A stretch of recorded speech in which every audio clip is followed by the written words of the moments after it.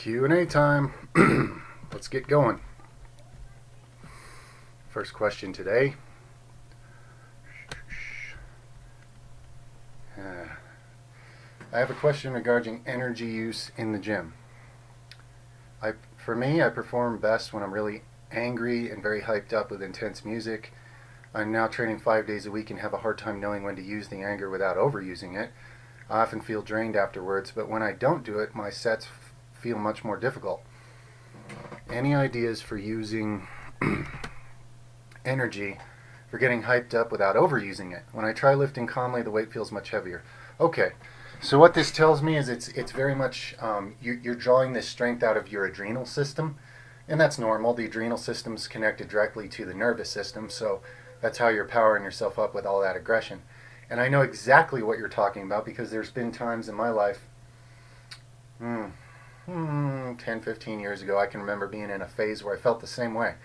I felt like the only way I could get my power up was to get all that adrenaline going, and I was getting somewhat overtrained over time. I was falling behind on my recovery, which caused me to catch more colds and flus and have more setbacks and stuff like that. So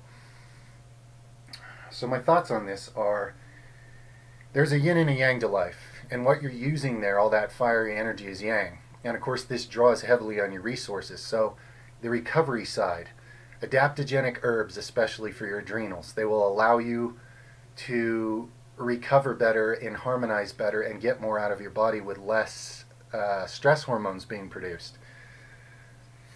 The supplements I recommend, my basic supplement stack, I'm pretty sure I put it under the, it's linked below. There you go.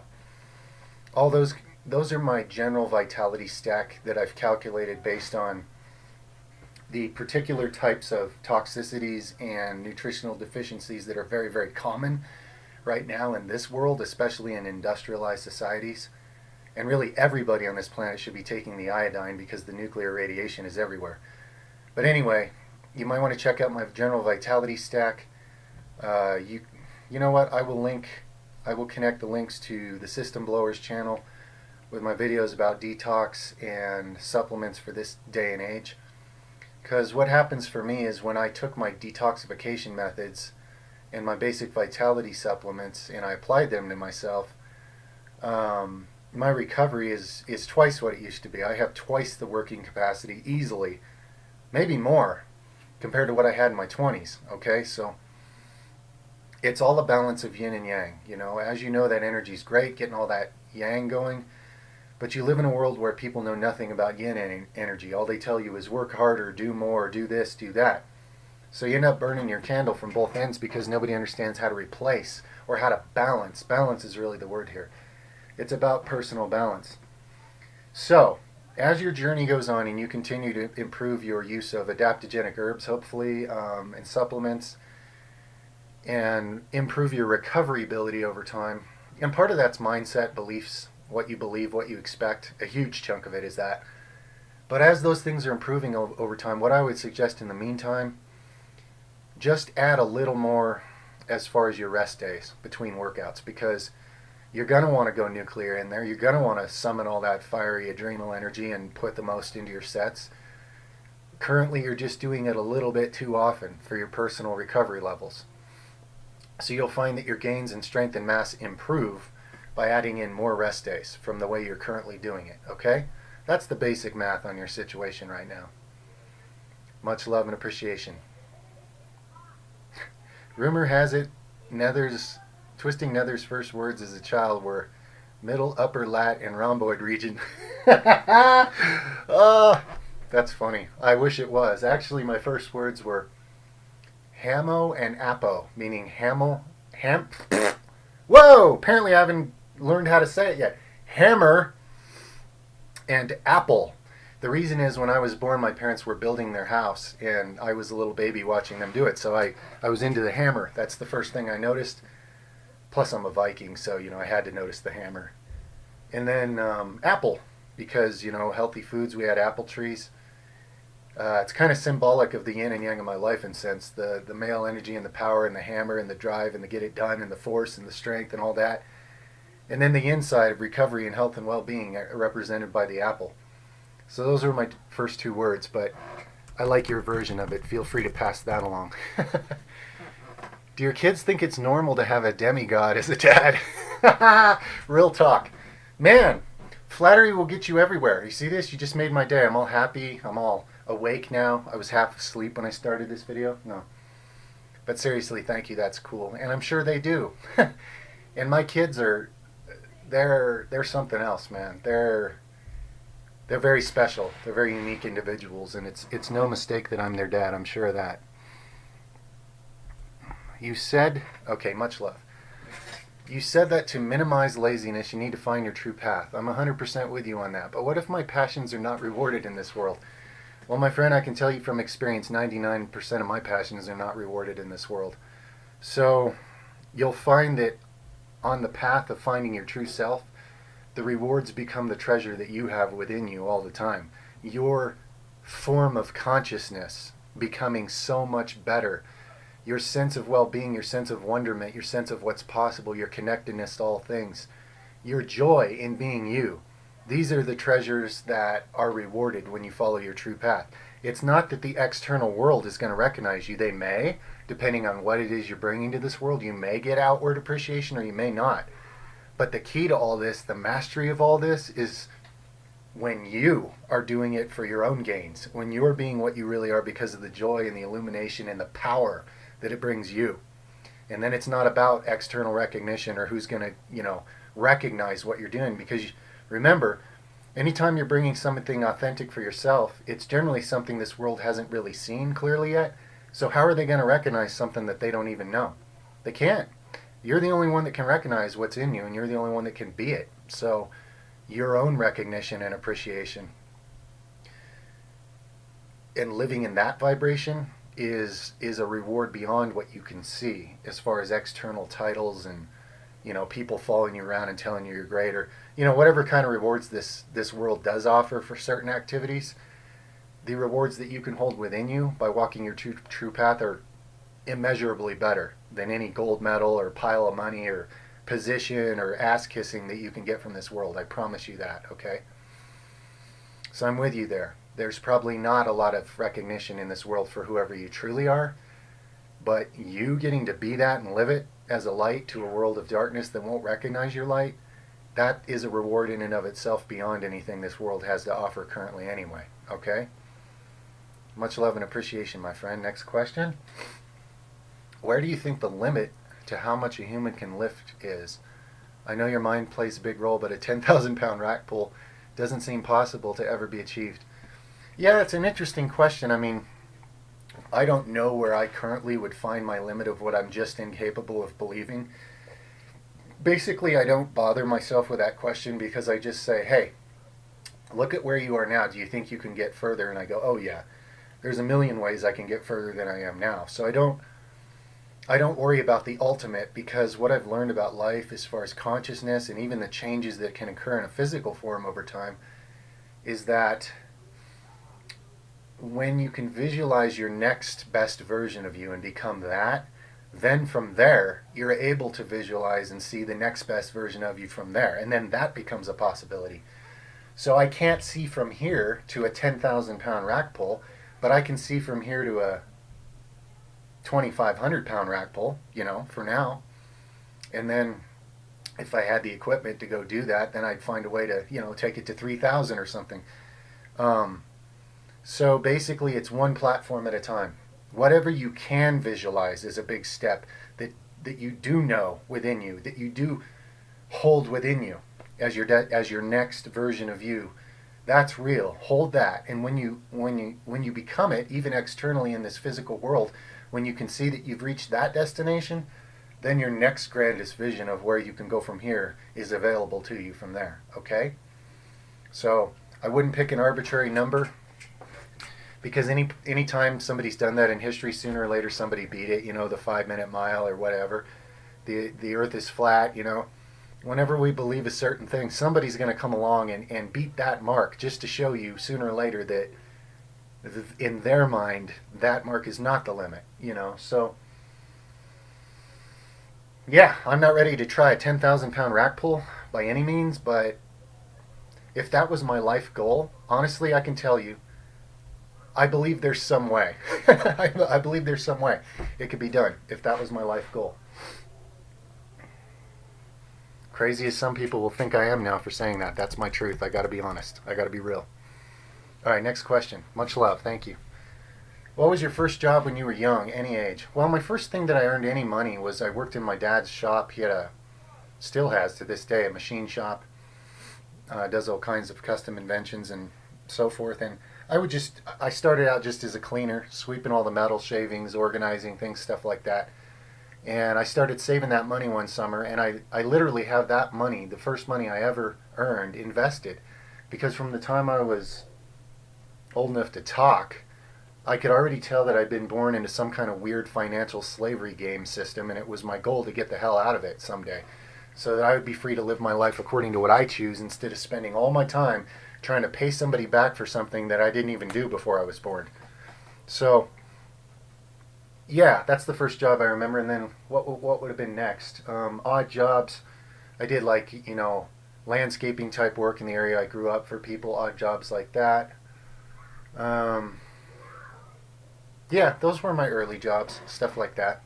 I learned how to do a little bit of machining work. As I was working with my dad, I could run a lathe. I became a welder, and then that evolved. And so as the years went by while I was still living at home, I did quite a bit of work for my dad in his shop. So machining, welding, mechanic type stuff. So that was kind of my early job experience in life.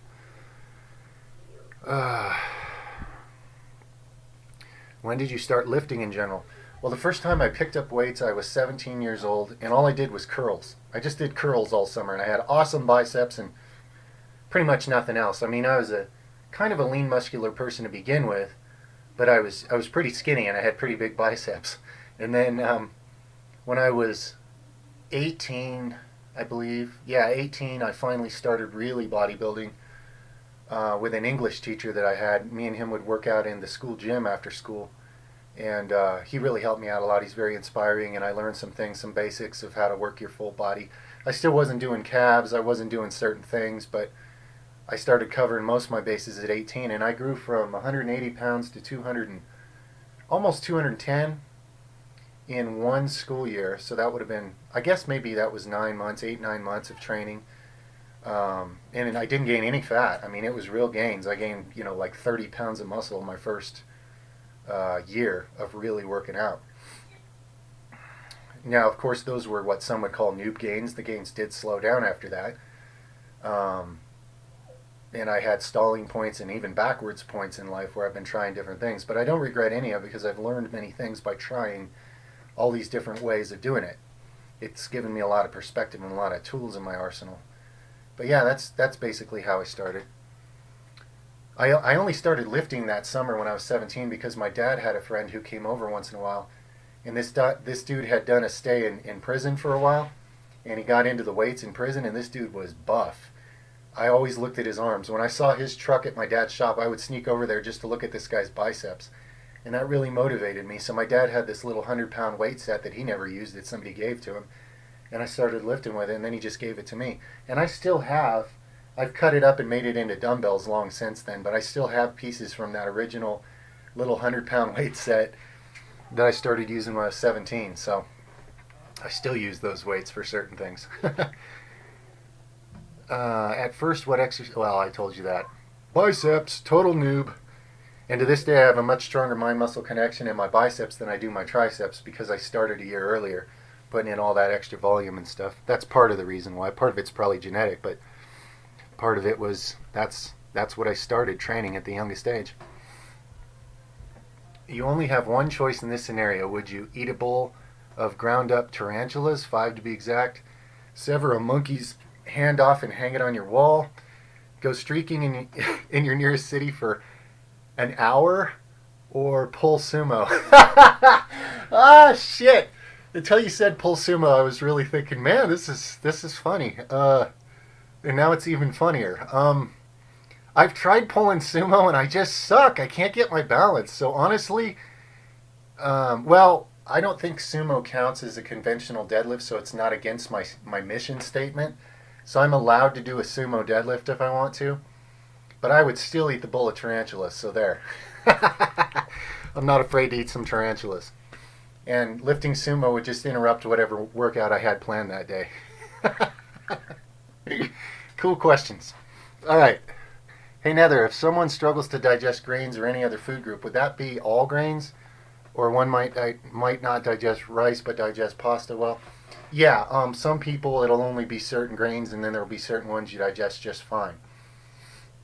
Because not all grains are exactly the same. Which elements in a certain grain might be irritating your body that's just not compatible. A different grain might not have that. As general advice, I would steer everybody away from gluten. I mean, yes, there's people out there that supposedly do tolerate gluten with no harm, although I highly doubt it. I think it's a very big money industry that just needs people to believe that. But yes, you may find that certain grains you are compatible with and certain ones you're not. That's a very real possibility, my friend. Myself, I generally do bad on all grains. I can get away with a little bit of oatmeal, but I still get bloated from it. I still get gassy. I can eat plain white rice with no problem, but for me, that's way too many carbs anyway, so I just don't do it. So, yeah, grains are just not part of my life, personally. All right, much love. Next question. Quinoa, if you haven't looked into it, for people that don't digest grains well but like something to kind of fill that place in their life, it's actually a vegetable seed, but when you eat it, it's almost like eating a grain, except a little better, in my opinion. That starts with a Q. For those who don't know, it's like Quinoa or something like that. That'll be close enough on a Google search. Quinoa. That's how it's pronounced, strangely enough. Do you take cold showers? Is drinking honey good, bad, because of blood sugar? I've taken cold showers sometimes. I've done the cold bath thing sometimes. Not on the regular and not very much any time recently, but I have. I definitely think if you have the discipline or the notion to do so on a regular basis, it is good for your recovery and your circulation.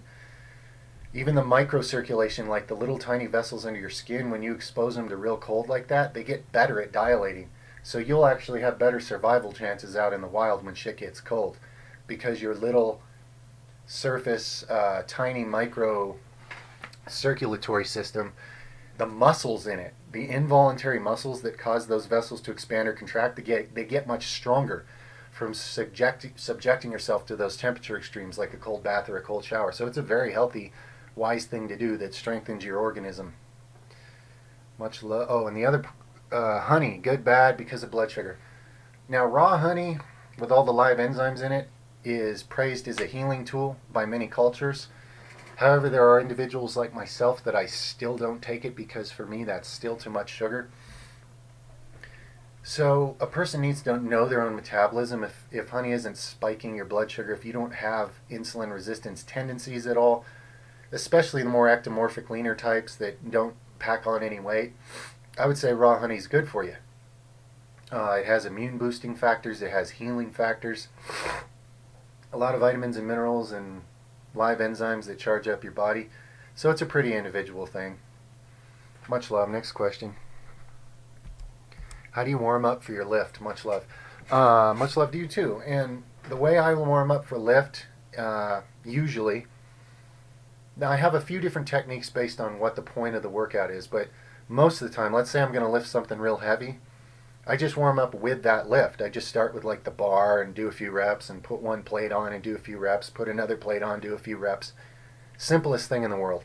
I'm warming up and waking up all the pathways that are going to be used on that exact lift. So by the time I get up to real heavy weight, totally ready to go, you know. Simple as could be. Now, like Vince Gironda, and I don't teach this to people because they could injure themselves. It's kind of an advanced technique.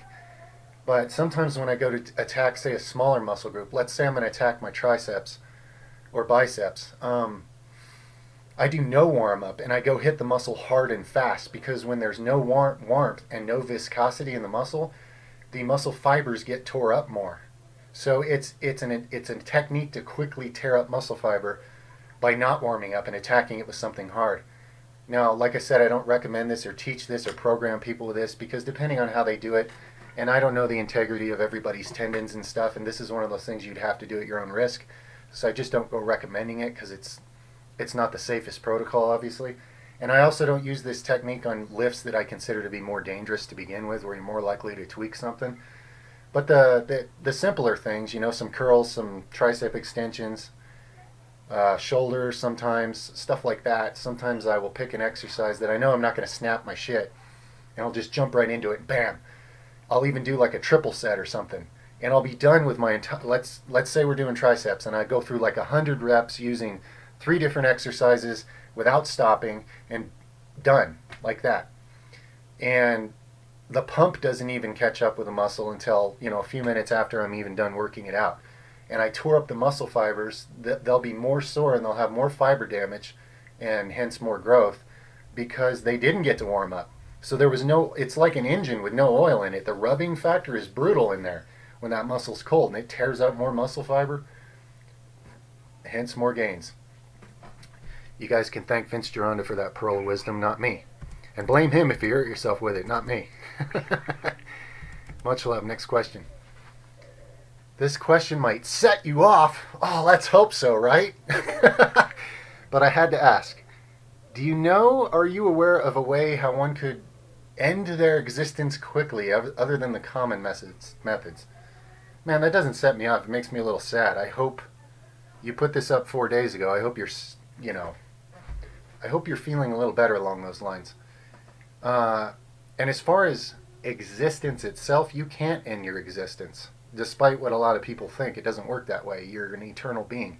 Now, you can end your human incarnation, but the thing is, your higher self, the real you, is going to be like, hey, dude, you just got discouraged and you missed the point. Now let's go try that again. You'll be back, in other words. So there's really no big advantage, okay? Now, on the other side, there's no angry God who's going to punish you and condemn you to hell if you can't bear it anymore and you end your incarnation. That's not real either.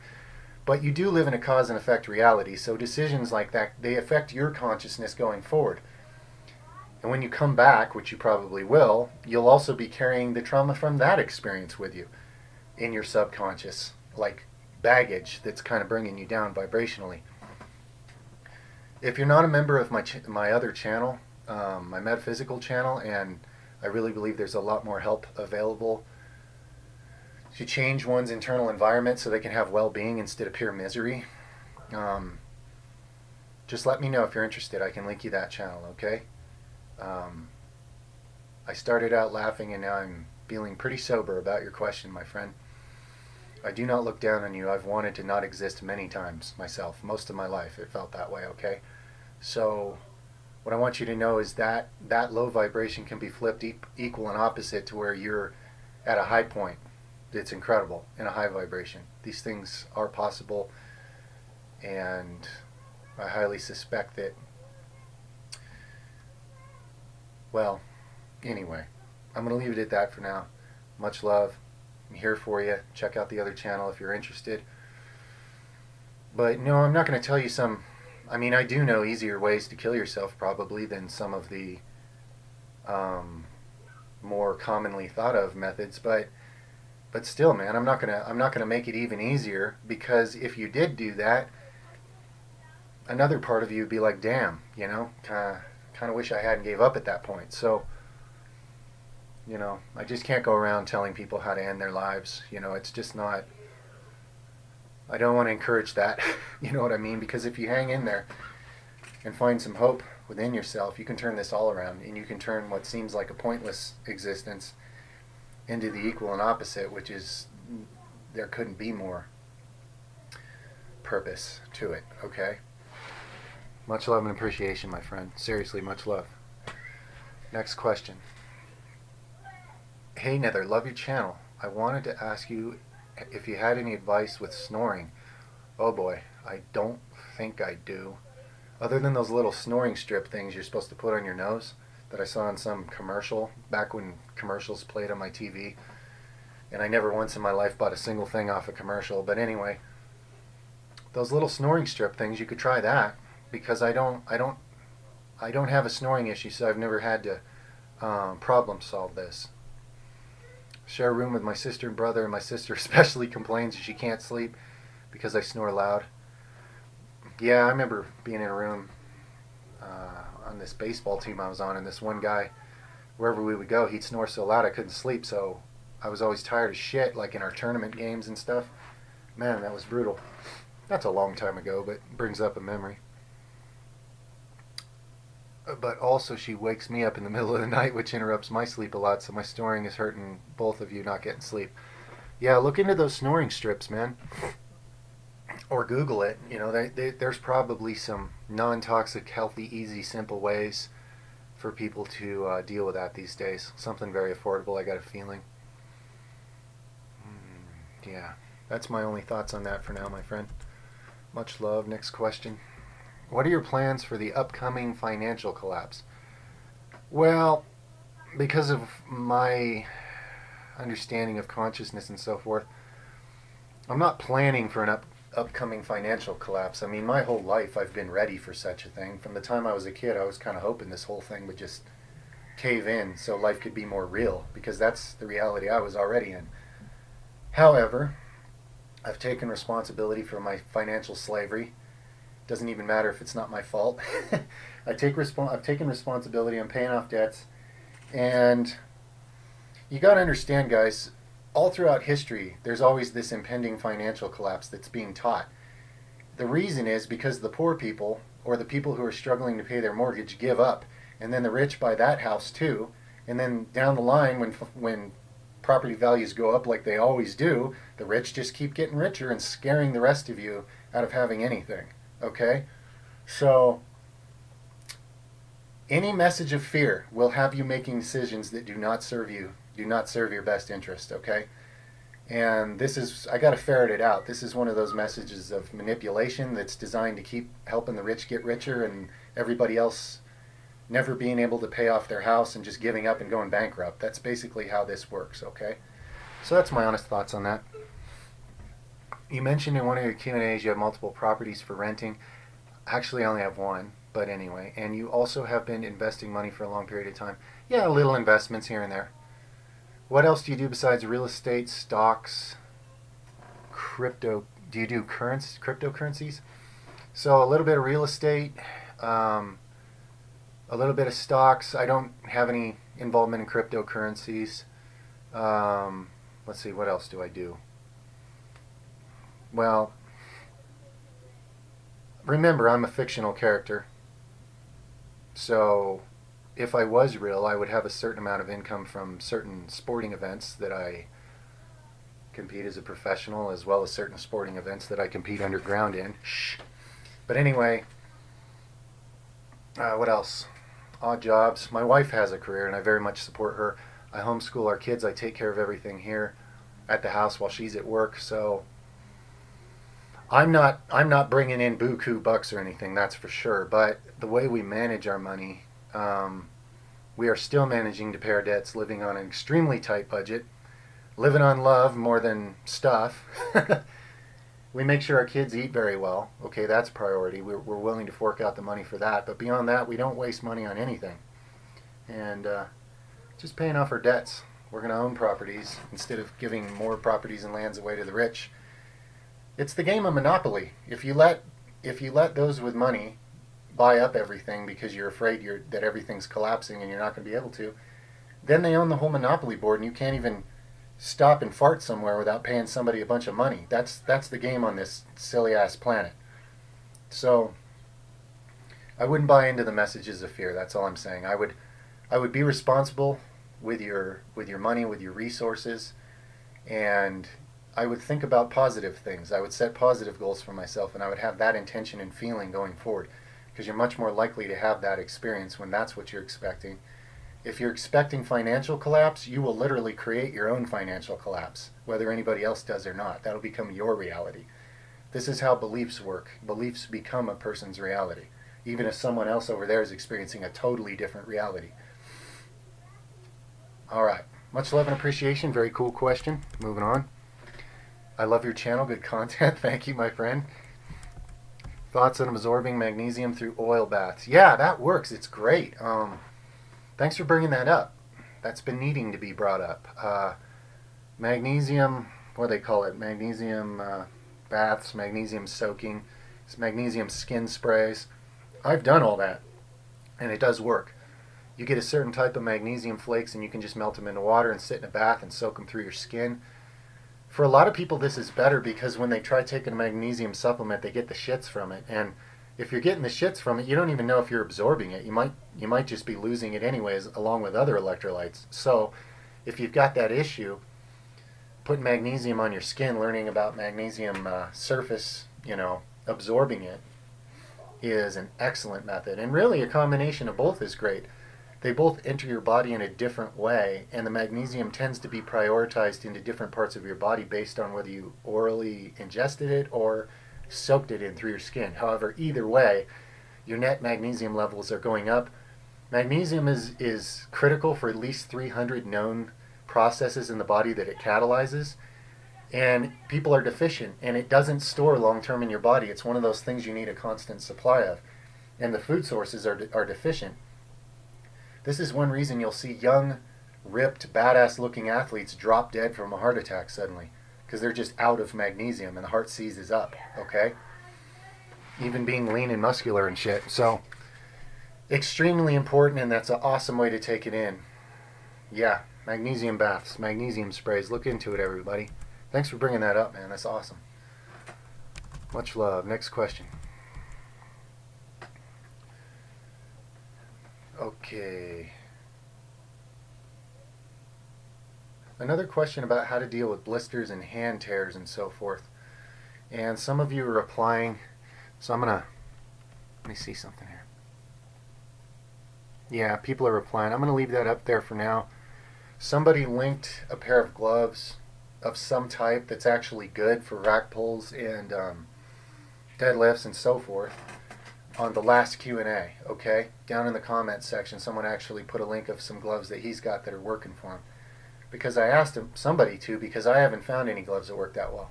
My hands are holding up pretty good on the bar I got because the knurling on it is not too sharp, so it doesn't rip into my calluses and cause them to come off, usually. But yeah, I'd check out that link on the last Q&A for maybe a pair of gloves that's actually useful when you're doing those kind of lifts.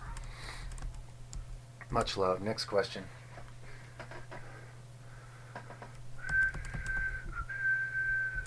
Do earthing sheets work for grounding? I want to practice grounding outside, but I can't go outside all the time. Yeah, I use an earthing mat under my computer that my feet sit on. Now, I don't know for 100% sure that it works, but I believe it does because it makes sense scientifically why it would. So I would try it, sure. I would try it and see what happens, see what changes. I noticed the summer that I started grounding, when I heard about grounding, learned about it, connected it, made sense to me, and I started walking barefoot outside a lot. I did notice health improvements starting from right then. So I know that electromagnetically grounding is important and it's a powerful tool for improving health.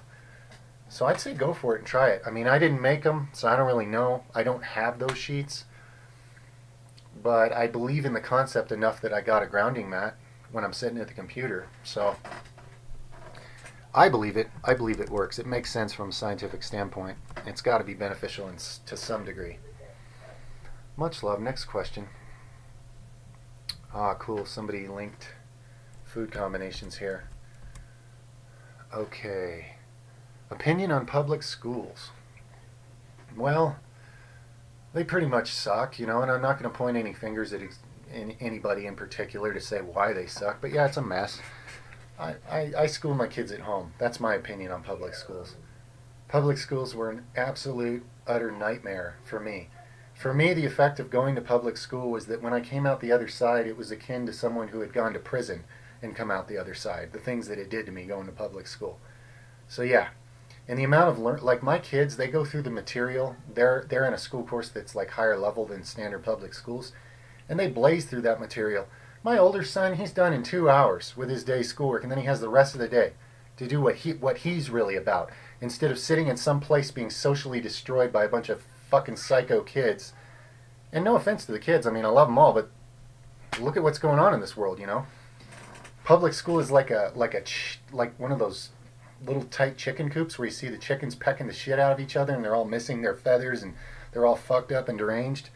To me, that's public school is that for humans, okay? Opinions on all the shootings in America and the causes of it, etc. Well, my opinions on the shootings, it's, that's always sad for whoever's lost and whoever loses somebody. The cause, an incredible amount of unprocessed emotion. This entire society doesn't do emotions, and emotions is what humans are. So everybody's just told to suppress everything you are until the day comes you can't, and then you get to be the whipping boy that everybody goes, look at that crazy piece of shit that shot people. Really, that person who does that is just serving a role of showing society where we're really at. Wow. I guess that's what I had to say about that. Okay, next question. Any tips on some breathing method to get your body stronger or better in general? Dude, any breathing practice. Power breathing, shamanic breathing, the Wim Hof method, or anything else you come up with. Super oxygenating your body. Oxygen is a huge form of energy. And when you compress it into your cells, your vibration, your energy level, and your alkalinity just went way up. So any breathing method you get into, I don't care if it's slow, gentle, deep breathing. I don't care if it's rapid, compressed power breathing until you almost pass out. Any breathing practice is beneficial. So whichever kind you're interested in, go for it. You can't go wrong. You're going to get benefits from it one way or another. So have fun with it. It's not like you're going to hurt yourself with a breathing practice. It'll only improve your life. So yeah, cool question. Much love. Okay, can you talk about the toxicity of synthetic fabric and tight clothing? I'm desperately emptying my closet to get rid of cotton polyblend boxers, sweatshirts, jeans, etc. Killing my sperm count and hurting my body. Any suggestions on finding organic fabrics that haven't been treated with harmful chemicals or ways to protect yourself? Yeah, I'm not a big authority on this issue, but I'll say this. I believe there's organic cottons out there, that the entire process of how the cotton was made was organic. Also hemp clothing now, yeah, it's a little more expensive, but it lasts like forever. It's like 1,000 times tougher than normal clothing, completely non-toxic, and it's like the best shit for clothes to be made out of. Like I say, it's strong, it's tough, it's durable. So if there hadn't been an agenda against the hemp industry brought on by the tobacco industry in the early days of this United States, we'd have hemp paper and hemp clothing and hemp bedding and hemp tarps and hemp tents and hemp all kinds of stuff everywhere, and it would be working a lot better and lasting a lot longer than cotton and polyester. So it really is superior for building those kinds of things out of. So that's what comes to mind for me. Yeah, and definitely, guys, my 2 cents, don't wear tight boxers and stuff. Your nuts hang at a distance from your body for a reason. They're designed that way for a reason. Otherwise, they'd be inside of you where they're safe. I mean, think about how vulnerable it makes us that our nuts are on the outside anyway. The only reason for that is so they can get distance between them and your body, so they can be at a slightly lower temperature so they can work right. So when you put your tighty whities on and smash your nuts up into yourself, it just goes against nature. You're just weakening yourself, and it doesn't make sense, and it's uncomfortable, and it's ridiculous. And as soon as you get used to not wearing things like that, you're going to feel a lot better. That's my 2 cents. All right, next question. Any tips on how to reduce bloating? I can't find a particular food is bloating me. Thanks. Well, if you're not going to experiment one food at a time to find each one, if you want an easy mode hack, just get plant-based digestive enzymes and take them with any meal that you're combining questionable food groups, okay? Don't take them with every meal all the time, because you don't want your body to not ever have to produce its own enzymes. But take them with questionable food combinations, okay? They will very much help you digest things that maybe aren't optimal for you, as well as food combinations everybody eats that are destructive, period. And they'll reduce that damage and improve the assimilation and reduce gas and improve digestion and stuff like that. Plant-based digestive enzymes. That's my tip. Much love. Any suggestions on nostril cleansing? Sounds weird, but it's been years since I've been able to totally breathe free in both nostrils. I've seen doctors twice, and they prescribed antibiotics. Oh my God. See, this is what I'm talking about. When they prescribed those antibiotics, they made the situation worse, is what they did.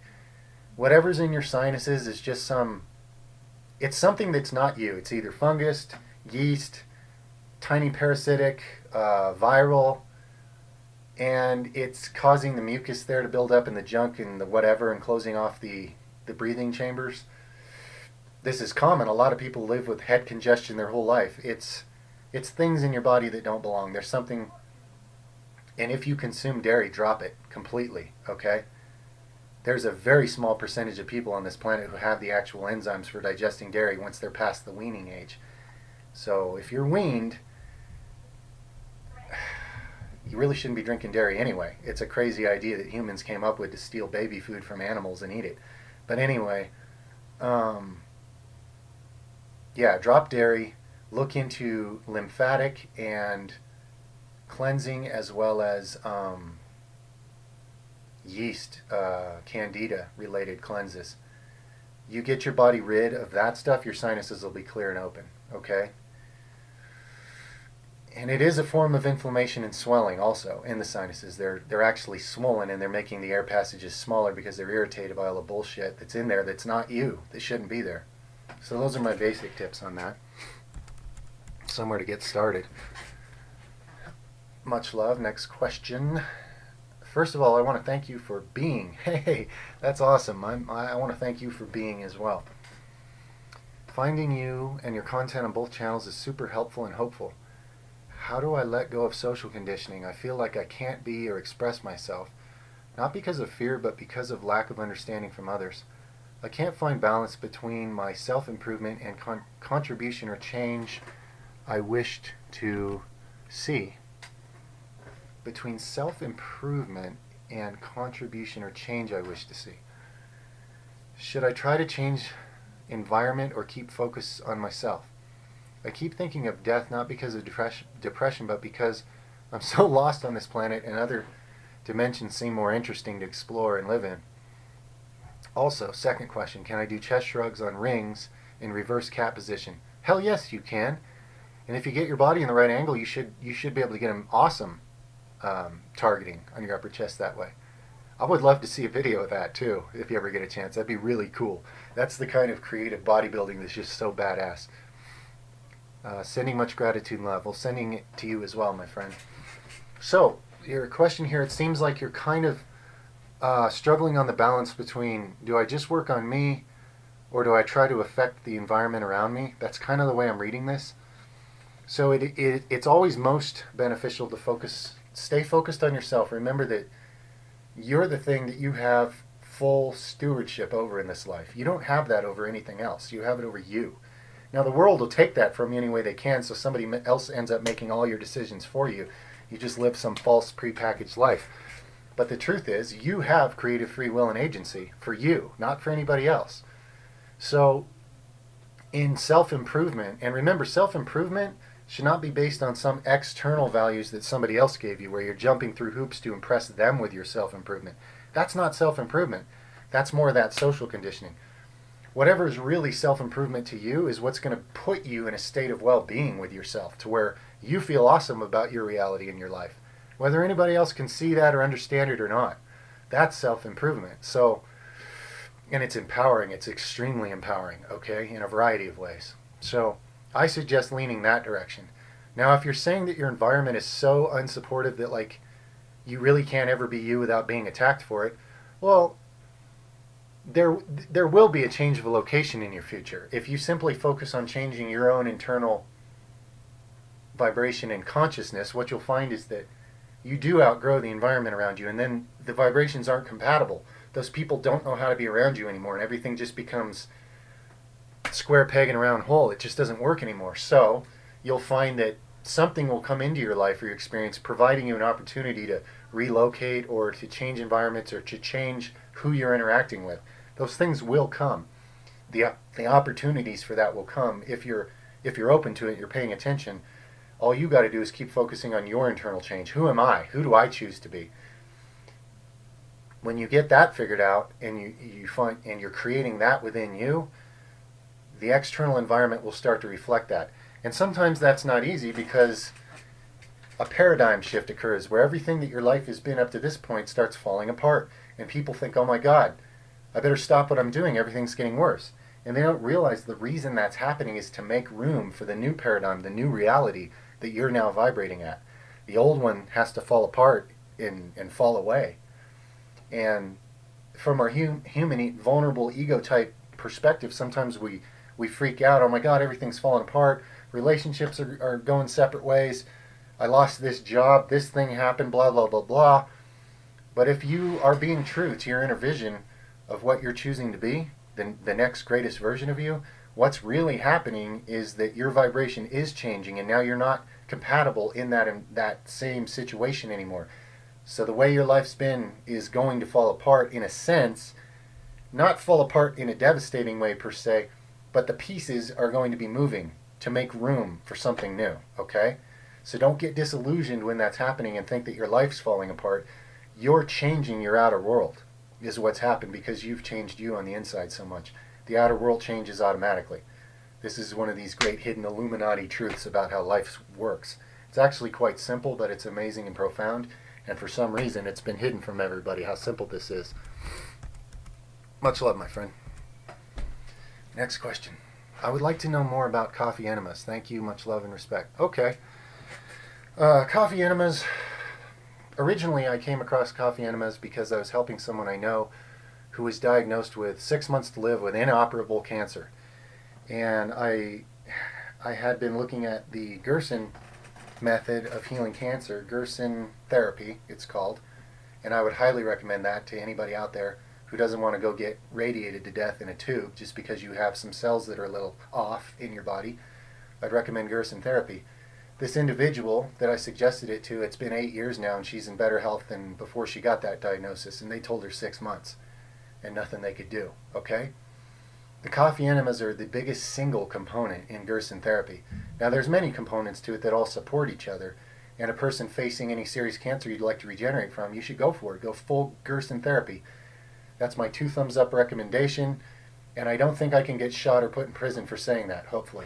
So, although Gerson had to move all their real clinics to Mexico because they're not allowed to treat people and heal cancer in this country, in the United fucking States.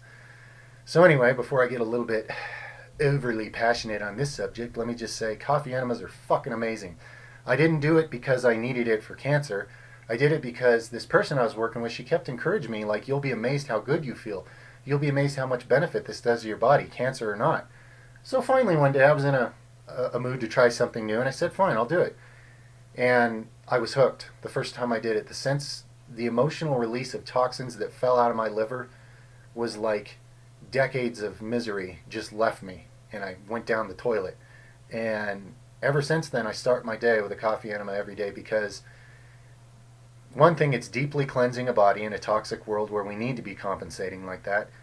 Number 2, the way that the coffee affects you when it goes straight into your bloodstream, it gives you a completely different effect than when you drink it, because when you drink it, it goes through the digestive process and it gets converted into other things. I don't even drink coffee except for once in a great while because I'm a psycho when I do. But a coffee enema is like a euphoric, wonderful, uplifting, high vibration of bliss and clarity. And it never strings you out. You can do coffee enemas every day and never get strung out from caffeine the way you do when you drink coffee, okay? It's like fucking magic. I honestly believe that it was Hitler or somebody in the German army that first came up with coffee enemas, because when you're injured and sick and you haven't slept in 10 fucking days and you're deaf from bombs going off and you're going through all kinds of pain and shit, coffee enemas drastically reduce the pain and make the soldiers feel much better about life so they could go out there and face that shit some more. That's where this actually came from. It's that fucking empowering, guys. Sometimes, I'll tell you guys one of my hacks for personal best lifts. I don't do this every time, but sometimes I'll do a second coffee enema just to get ready for going for a personal best. Because after that enema, my vibration and my mindset is at a high point for the day. And it's a perfect time to make 1,000 or 2,000 pounds look and feel easy, okay? Or, whatever is the challenging weight for that day. So, health, well-being, consciousness, it's improved my mind-body-spirit connection. You got to understand that your body is one of the 3 legs in that equation, and the more clogged up it is with junk, the less connectedness you actually have consciously to who you really are. Because your human brain is the limiting factor in all this anyway. Your human brain isn't really your mind. Your mind is an energy field that's all around you. But your human brain is the limiting factor in how much of your own mind you're actually able to access. So the more clean you get this thing, the less it's filtering out of who you really are, the less blocked it is of mind as well as other forms of energy that you're entitled to because they really are yours. But they're not flowing anywhere near the capacity they could be because of all the toxins and blockages and emotional issues and things that people are carrying around even in their body. And coffee enemas drastically help with this. So, that's my thoughts for now. Much love. Awesome question. What's your thoughts on full body workouts? I think I've answered this many times. It's a very vague and broad question. They're great if you like full body workouts and if it suits your goals and if you like that way of training. They're great. I mean, it's a legit way to train, you know? But without anything more specific than that, I mean, I don't have anything more to say. If somebody gets another better upgrade from me and they say, okay, I've been doing this full body split, here's what I'm liking, here's what I'm not liking, here's where I'm not getting the gains I want, I may keep them on a full body split in some cases, but most cases I'll break it into sections so we can hit certain areas with more focus and harder and dig deeper. But that depends on what that person's specific goals are. If they're, you know, not getting enough mass in a certain area, then I gotta break the training into more sections and hit certain areas harder and deeper with more. If they like the way everything's progressing and your strength's going up everywhere, and it, like I said before, if it's meeting your goals, it's perfect. Everyone's genetics, metabolism, and all this is a little bit different, so how any individual is going to respond to any full body program is going to be different. Some people it's going to be damn near the best thing they could do. Other people it's not really going to be in their best zone for a training style. So it really depends on the individual and their goals. Much love. Next question. Could you do a full body workout consisting of nether rows, chest shrugs, Jefferson rack pull with a band setup? Okay, yeah, that terminal knee extension / Jefferson rack pull, yeah. Or would it be too much to recover from? Even if it was only one set, would someone make good gains off this? Well, let's really analyze that. Let's say you go in there and you hit nether rows really hard, and if you do it from the proper angle or maybe even 2 angles, you will absolutely get full development of your middle and upper back. So you got that covered. The chest shrug will do upper and inner chest well. It contracts lower chest, but it's not the best mid and lower chest builder. It's the best inner and upper chest builder. Yet that's where most people are lacking, so you could probably improve your chest a lot just with this workout. And then as far as the Jefferson rack pull / terminal knee extension, you can definitely develop your legs, your entire lower body, as well as your entire lower back and more reinforcement on the upper back with that, yes. So what I'm seeing here that we're kind of lacking for me, for what I'd call a complete program, we're not giving the shoulders enough attention, and we're not giving the arms enough attention, and we're not giving the calves enough attention, if you care about calves. So those are 3 things I would add in, maybe on a different day, okay, and that would make this a more complete full body form of training. As well as, in my case, I'd go ahead and throw in some kind of lower chest work, dips, presses, weighted push-ups, something. I'd have that somewhere in the rotation, just so my chest training is really complete. And the shoulder training, because shoulders make you look so awesome. If you neglect your shoulders, even if you have a huge thick chest and a big upper back, but you have those little sloping narrow shoulders, it just doesn't look good, you know. You got to get that and that roundedness and that cap, and so I'd add in some shoulders and some arms and some calves and some few things like that, maybe on a separate day. As far as recovery, yeah, you could recover from that, sure. There's nothing wrong with having one day where you really drain yourself, as long as you give yourself the proper amount of rest days after that. This is not the kind of training session you want to do high frequency, unless you're going really lightweight or something, you know. If you're challenging yourself and going to failure and really digging deep, you're just going to need a little more rest days doing something like this, because that is quite a bit of big, heavy compound work. I like to look at the tonnage in a workout and how much time frame it was done in. The more total tonnage you do in the shorter amount of time equals digging deeper into your recovery. So these are just things you have to factor in, but there's nothing wrong with doing all that on one day and then resting for a week or whatever you need before you have another heavy session like that. And during that week you can do accessory work, you can do arm feeders, you can do, you know, skill work, you can do whatever else. External rotation work for your shoulders we should all be doing. But yeah, there's nothing wrong with having a super heavy training day like that, as long as you have enough rest days to get full recovery, so you do make progression, either strength progression, mass progression, preferably both, if that's your goals. Interesting question. Much love. Next question says, hey Nether, do you have any opinions on good calisthenic programs for someone who just completed Alpha Destiny's Novice program, 19 years old, by the way, thanks. Well, I don't just have one that I can just give you right here off the top of my head. I have design programs like that for individuals with another better upgrade.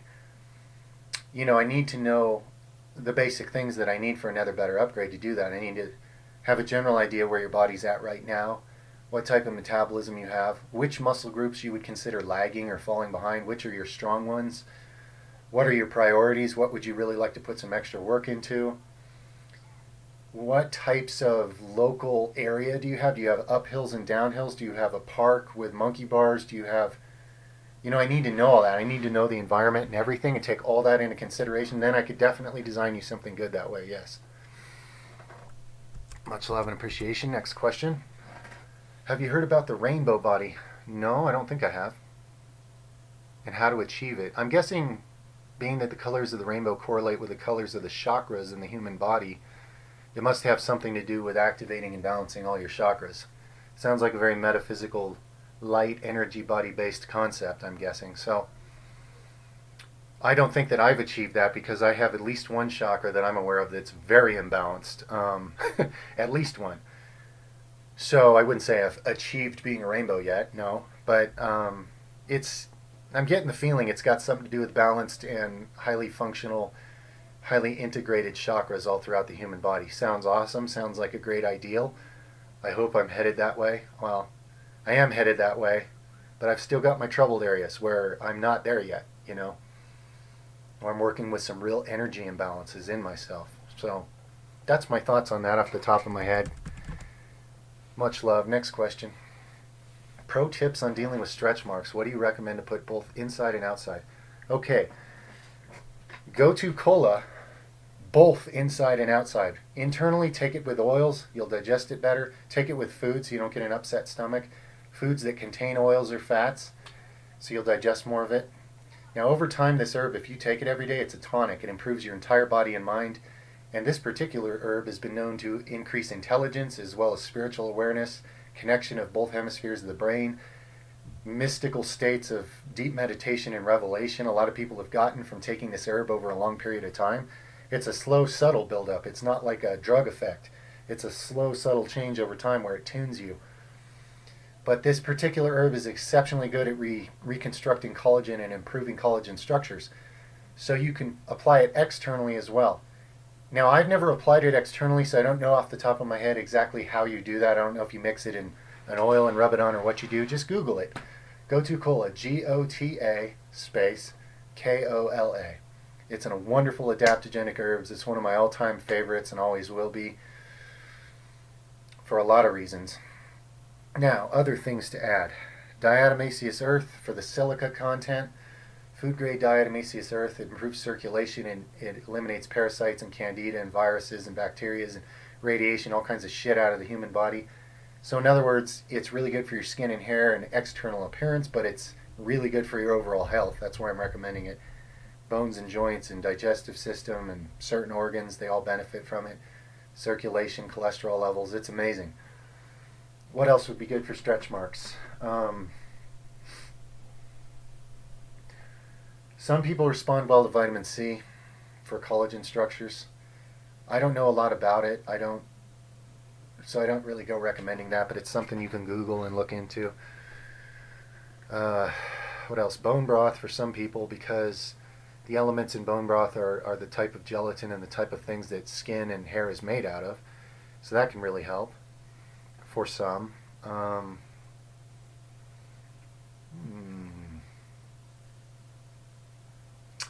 Outside of that, anything that helps, this is going to sound weird and unrelated probably, but anything that helps you cleanse your lymph system. So rebounding on a trampoline and other lymph cleansing methods. A lot of the weird, well, I'm not going to say anymore. I'm going to leave you with those to research. That's a lot. You can do a tremendous amount with those topics if you get into it, okay? And that's a lot to work with. Much love and appreciation. Next question. Please tell me the name of the Hypnosis CD that you used to increase your height. I can't remember the name of the CD, but it was by Laura DiGiorgio. I'll link it. It's linked. Done. It's in the description box. Much love. Next question. Wait, there was more to your question. Oh. No, there isn't. I just missed one. Here's another question. Hey man, can you talk about tattoos, how to maintain them, and how to treat them early for people that lift, and some other stuff if you think you can add about them since you have them for a while now? Some sort of mini guide would be cool. Well, I think it's in my experience it's pretty simple. I mean, it's not a complicated thing. When you first get the tattoo, some people will peel and lose some of their tattoos, so what you need to know is keep it oiled with something that'll keep the skin moist. And another thing some people will do to make sure they don't rub any of it off if their skin is kind of loose and irritated, they'll wrap it like with saran wrap or something, just to keep it protected for the first, I don't know, 3 days or whatever till you feel like the skin's not irritated anymore. That'll vary from person to person. But after that, as far as maintenance, nothing. I've never done anything. Like, I just protected them for the first 5 days or whatever. Try not to let the skin get dry so it would peel off. And that's it. I've never looked back since, so I'm no expert. That's all I know. To me, it seems kind of simple, but I'm sure there's people that have a lot more to say on that subject. Much love and appreciation. Best exercise or methods to build a standing overhead press? Well, to me, the best exercises will involve the standing overhead press. Here's my deal, and I know there's different methods out there for gaining strength on a certain lift, and probably all of them are good for somebody. My best methods for gaining strength on a particular lift involves just working up to a 1 rep max on that lift. If I don't hit a personal best that day, I'll lower the weight a little to 80 or 90% of my max, and I'll do one really heavy working set, all out, to failure, to give the muscles a reason to get bigger and stronger. Then, because this involves shoulder, I would then move into my shoulder super duper sets. And what that entails is grabbing 2 dumbbells that are heavy enough that you can do lateral raises to maybe 6 to 12 reps with good form. Then use cheat reps till you can't stand it. Then don't drop the dumbbells, start overhead pressing them with good form. When the good form breaks down, start cheat repping, using your body to throw them up, and put in a bunch of cheat reps until you absolutely can't. Then still don't drop the dumbbells, lean forward and do rear delt swings until you just fail, okay? And that's one super duper set. You do 2 of those for your shoulders after an overhead press max out, you've given it a reason to get stronger, and you've given all areas of the shoulder reason to grow. More meat. More meat means more to work with, right? So that's my basic 2 cents off the top of my head based on your question. Much love. Next question. Here's an outside-the-box question that may add to creativity of exercise ideas. Do you think it's possible to gain strength by either pushing or pulling against immovable objects with high effort for extended periods of time? Yes. For example, pushing against a wall for a minute or 2 for 5 sets. Yes. I have done this kind of training many times throughout my life, and what I've noticed, with me anyway, it very much increases strength and muscle density, not so much size. I wouldn't consider it an optimal form of training for gaining mass like a bodybuilder, but as far as just getting denser and stronger in your nervous system and your bones and tendons, yes, it's good for all of that. And you'll get a denser, harder body training that way. At least that's what it's always done for me. I go out in the park sometimes and grab all sorts of fixed metal objects at different angles and lengths and pull and push, and I do all that stuff. That static contraction training is really good for your skeleton and your nervous system strength. So yes, it increases your body's integrity. It really increases your negative or resistance strength. You can become like a stone statue that nobody can move when you train that way. You can turn your body into a chunk of iron that can't be bent in any direction. So that's my take on it from my experience. Definitely build strength pathways and integrity in your body. I think it's a great thing to have somewhere in your training history or somewhere on your path, definitely. Much love. Next question. Do you have any updates about the channel you were planning to create together with your wife regarding how to heal yourself? Regards from Sweden. Hello in Sweden. My Viking brother from another mother. Yeah, updates. She's still perfecting on some of these formulas. She's still making major improvements on them, so she doesn't want to release the things she's inventing. As good as they are, she doesn't want to release them as long as she's still figuring out ways to very much improve it. So I don't have any time frame or guess. And the thing with my wife is she has a really busy career. She hardly ever gets any time to put in on anything else. So it's hard saying. I don't know when we'll see that. I don't even know for sure if we'll build another channel about that, or if I will just inform people on my channels that there's a line of products she has, and I'll link that and show you guys, and people can order if they want. I'm not sure yet which way we're going to end up doing that, but it's still in the works because she has a passion for that. I have a passion for that, healing, regeneration, so there's things coming. I just don't know what yet or when. I got to play that one by rolling with the punches. So much love. Cool question. Next question. What do you think of Gabba? Gabba Amino Butyric acid for enhanced sleep and recovery. It seems like I experimented with it at one time and I couldn't tell really what it was doing. Like my dreams were different. But I didn't personally feel like it was worth the money as far as what I got out of it. So, being that it interacts with brain chemistry, this is one of those ones that's going to affect different people very differently. So I've heard of people out there who love it and really use it and feel like they get great athletic improvements as well as better sleep. I didn't find that from it personally, but I believe those reports. I believe it depends a lot on the person's brain chemistry as to how that substance is going to affect them. So, that's my thoughts. Much love. Next question. Stinging nettle, dandelion, and other herbs for detoxification. Well, yeah, those two are great, and they grow wild in a lot of places in Europe and the United States and probably elsewhere. And, yeah, you can go pick those wild and drastically improve your health. Things that human beings overlook all day, every day, that they just think are weeds that are in their way.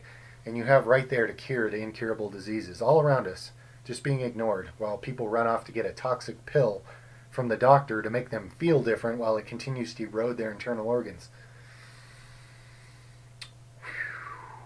Okay, I'm going to get off my pulpit and move on, but those are excellent detoxification herbs. Yes. And stinging nettle will increase your free testosterone levels too. So cleanse your lymph, improve your blood profile, do some spring cleaning in your body, and improve your hormone profile, so you feel better and perform better and all that. So, plus I think stinging nettle has a decent supply of silica, which tends to be good for bones and hair and skin. This is all off the top of my head. I have used stinging nettle before. In case you didn't notice, I'm pretty much an herbalist of sorts. So, yeah, much respect for that plant too. Both of those. Dandelion. Okay, let me put up the quotes here. This is for entertainment purposes, so there's no need to arrest me or anything. Dandelion a lot of people have cured themselves from incurable diseases like cancer with just dandelion. The root, I believe. They dig it up, they grind up the root, and they consume it. And it has incredible healing and saving life type effects. So, it is a dandy little lion indeed. Awesome. Next question. Please, could you elaborate on flat feet and fallen ankle correction? Oh, man, I have no knowledge of that. I don't have flat feet. My wife does. It's funny because she's so much lighter than me, but I can hear her walking through the house, and I walk quiet like a big giant cat. You don't even hear me moving because just the way my feet work, But I don't have flat feet, and I don't know what the corrections are, my friend. I wish I did. Hey, fellow Jedis, let's link some stuff on here. I know somebody among you has information or understanding or experience or something on this. So link it up for our brother here, all right? Thank you. Awesome. Next question. Do you have much experience with axial loading like farmer walks? Would denser bones lead to more muscle mass? I do have quite a bit of experience with stuff like that. I've gone into strongman type training stages where I set myself out at my parents' ranch where I had room all set up like strongman type events for myself. And I've done heavy farmers walks, and I think all that's wonderful functional training for your body. And yes, it does make your bones denser and tendons and so forth. And yes, the way I understand it, both from a logical sense and an intuitive sense, as well as I think I might even read some scientific studies indicating this somewhere, that bigger, denser bones does make your body more willing to add more muscle mass. Because your body's intelligent, of course. It doesn't want to have muscles that are going to break its own bones and cripple itself. Because all throughout recorded history, if your body was dumb enough to do something like that, that was probably a death sentence. Because you can't hunt, you can't fend for yourself or anything out there in the wild, right? So the body's very careful to try to not add muscle to a degree that it's going to rip its own shit off. Now, obviously, a lot of these guys who use drugs, they circumvent that. Their muscles grow unproportionately to their skeletal strength, and they end up tearing their own tendons and stuff. And I'm not saying that naturals can't tear tendons. Of course, you put in enough effort and overtrain hard enough and maybe do some things from some bad angles, you can tear something. But I've always put high priority into skeletal strength, because you're only as strong as your weakest link. And if you got a weak skeleton, I don't care how much muscle you got, you're going down like nothing. As soon as the action starts, you're done. So I highly respect your way of thinking here, and I would highly encourage you to see it that way, to realize your skeleton is your foundation. It's what everything's attached to. It's every weight you ever lift is being done so with those levers, with that frame, with those bars and those cables. So forms of training that involve strengthening all that, I highly value, definitely. And that's one reason why even for bodybuilders who only bodybuild even for appearance, I would still encourage them at certain points in your training, go more HIT. Subject your muscles, your connective tissues, your skeleton, your organs, subject them to much higher weights so that they can build that type of integrity. So you don't just go year after year doing high volume training and then one day fall down and break your knee in the parking lot like you're some fragile old lady or something, I've seen this happen. I've seen guys that were much bigger than me, that were juiced to the gills, injure themselves severely from nothing, just like slipping in the parking lot. And they just destroyed their knees. And I'm sitting there looking at that like, what the hell? How could you be a walking time bomb just waiting for your, to have severe crippling injuries like that? It's crazy. So I think that's very, very wise to prioritize skeletal strength. In the long run, that's going to give you a long run like some guys don't have. Look at how many great bodybuilders snap tendons off and then they couldn't get the muscles stretched back out to look right. So here you got the guys that have taken their muscles the farthest of anybody, but now they look crooked and weird and their career's pretty much over because they snapped a tendon. So you're only as good as your weakest link, you know what I mean? Awesome. Love it. Good thinking. Much love. Next question. Tips for bags under the eyes. Well, generally that's showing... It seems like I answered this last time. Yeah, I'm pretty sure this is where I was answering questions last time. So I'm going to scroll down to where I think I'm seeing new questions.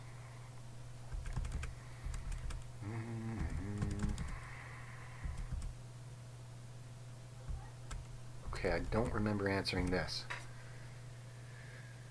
Any exercise to increase the musculature of the jaw to make it appear more sharp, square, and masculine? To me, get a mouthpiece and bite that son of a bitch as hard as you can. A lot. And call it a training session. Call that reps. Because that's how you use these muscles.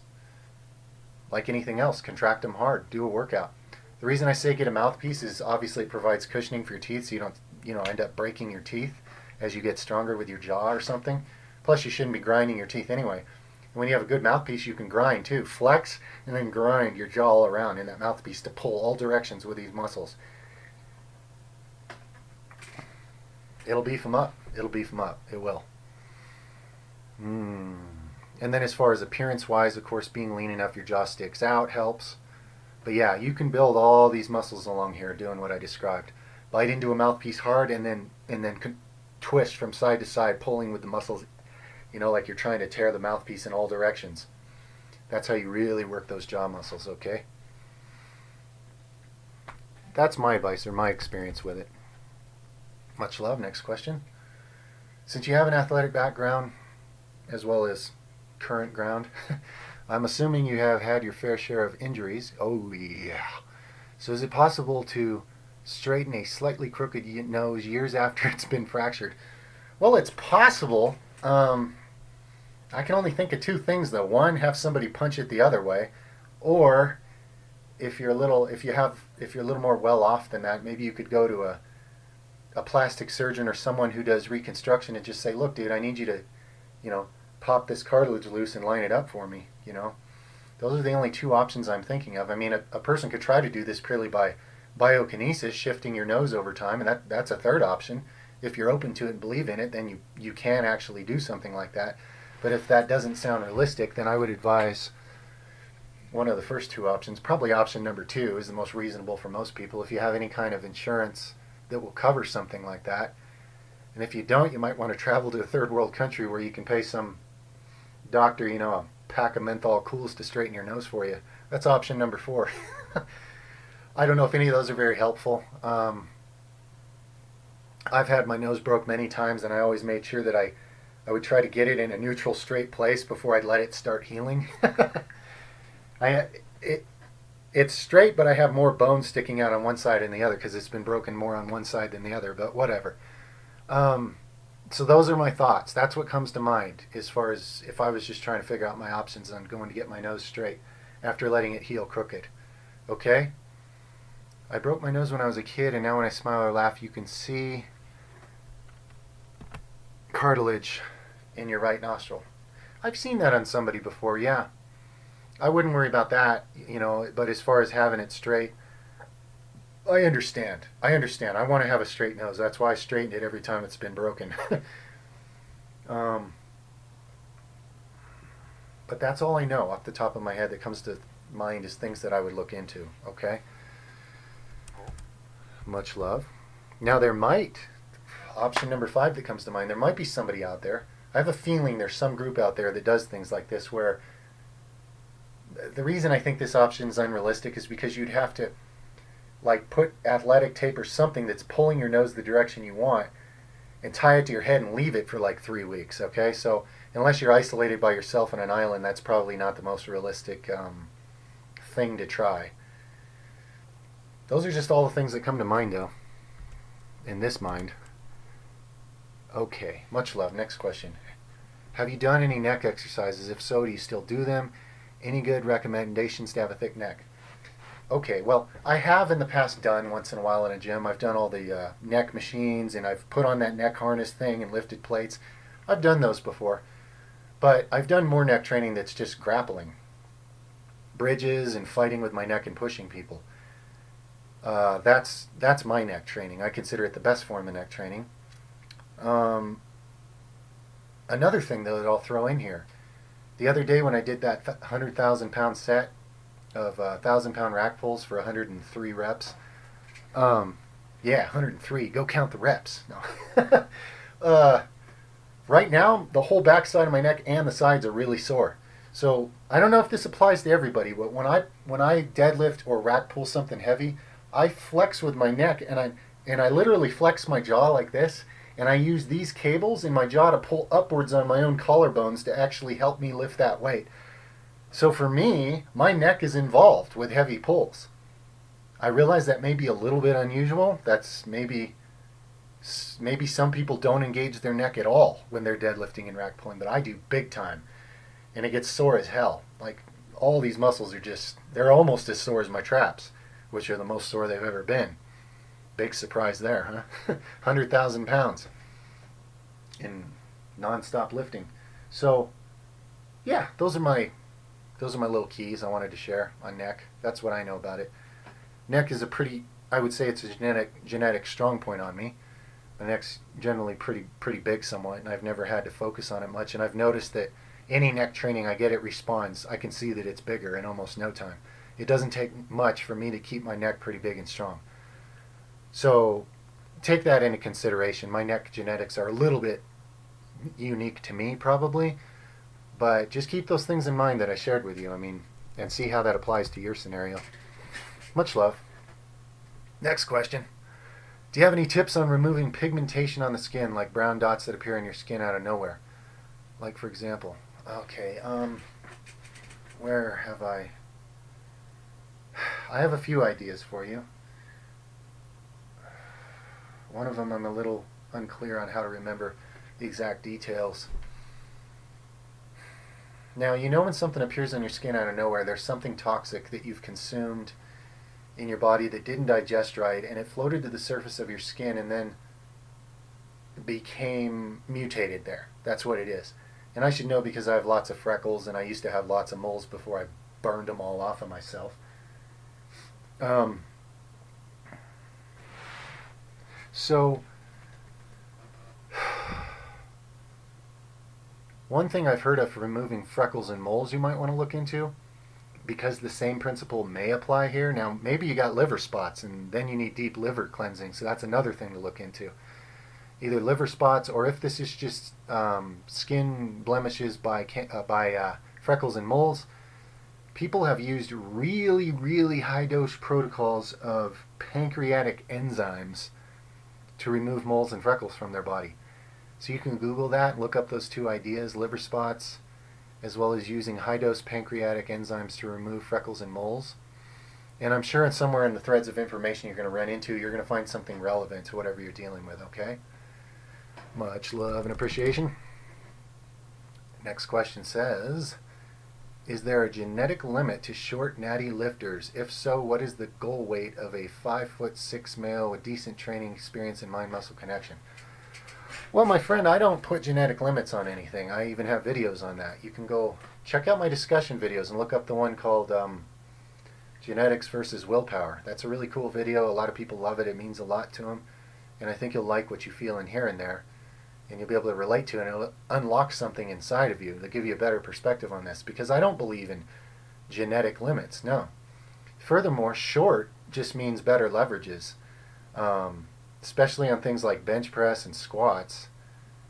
Now, depending on how short your arms are compared to your torso, this may or may not apply to things like deadlifts. But for squats and deadlifts, or squats and bench, being short means better leverages. So, in other words, I've seen short men with 17-inch arms bench press 500 pounds. I haven't seen anybody with arms that are 6.5 foot span like mine bench 500 pounds without having like at least 20-inch arms, okay, or something close to it. So that tells you right there you got a leverage advantage as far as putting up big numbers. Now, goal weight, I don't know, man, because it kind of depends how long your torso is, how long your arms and legs are, and where that meat would fit on you. Like for me personally, I can get my inner thighs too thick, and then they're rubbing and giving me blisters and all kinds of problems.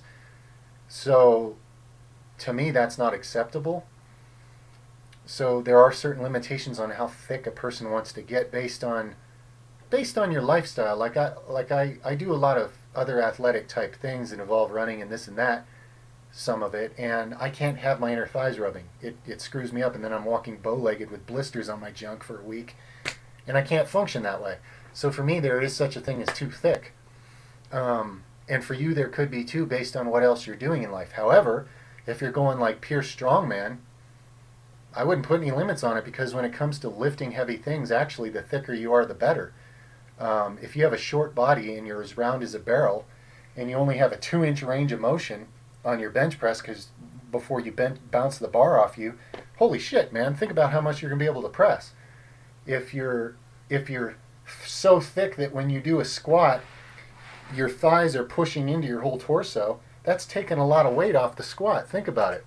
This is why you see, heavy guys setting most of the world's heaviest records. They get a serious leverage advantage by being that heavy and thick. So it totally depends on your goals. If you're looking to be thick and stacked and lift heavy things, you actually have a good body type for that, okay?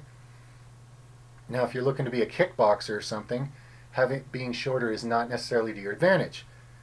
You just have to learn to fight a different style. My point here is that I don't know exactly what your goals are, so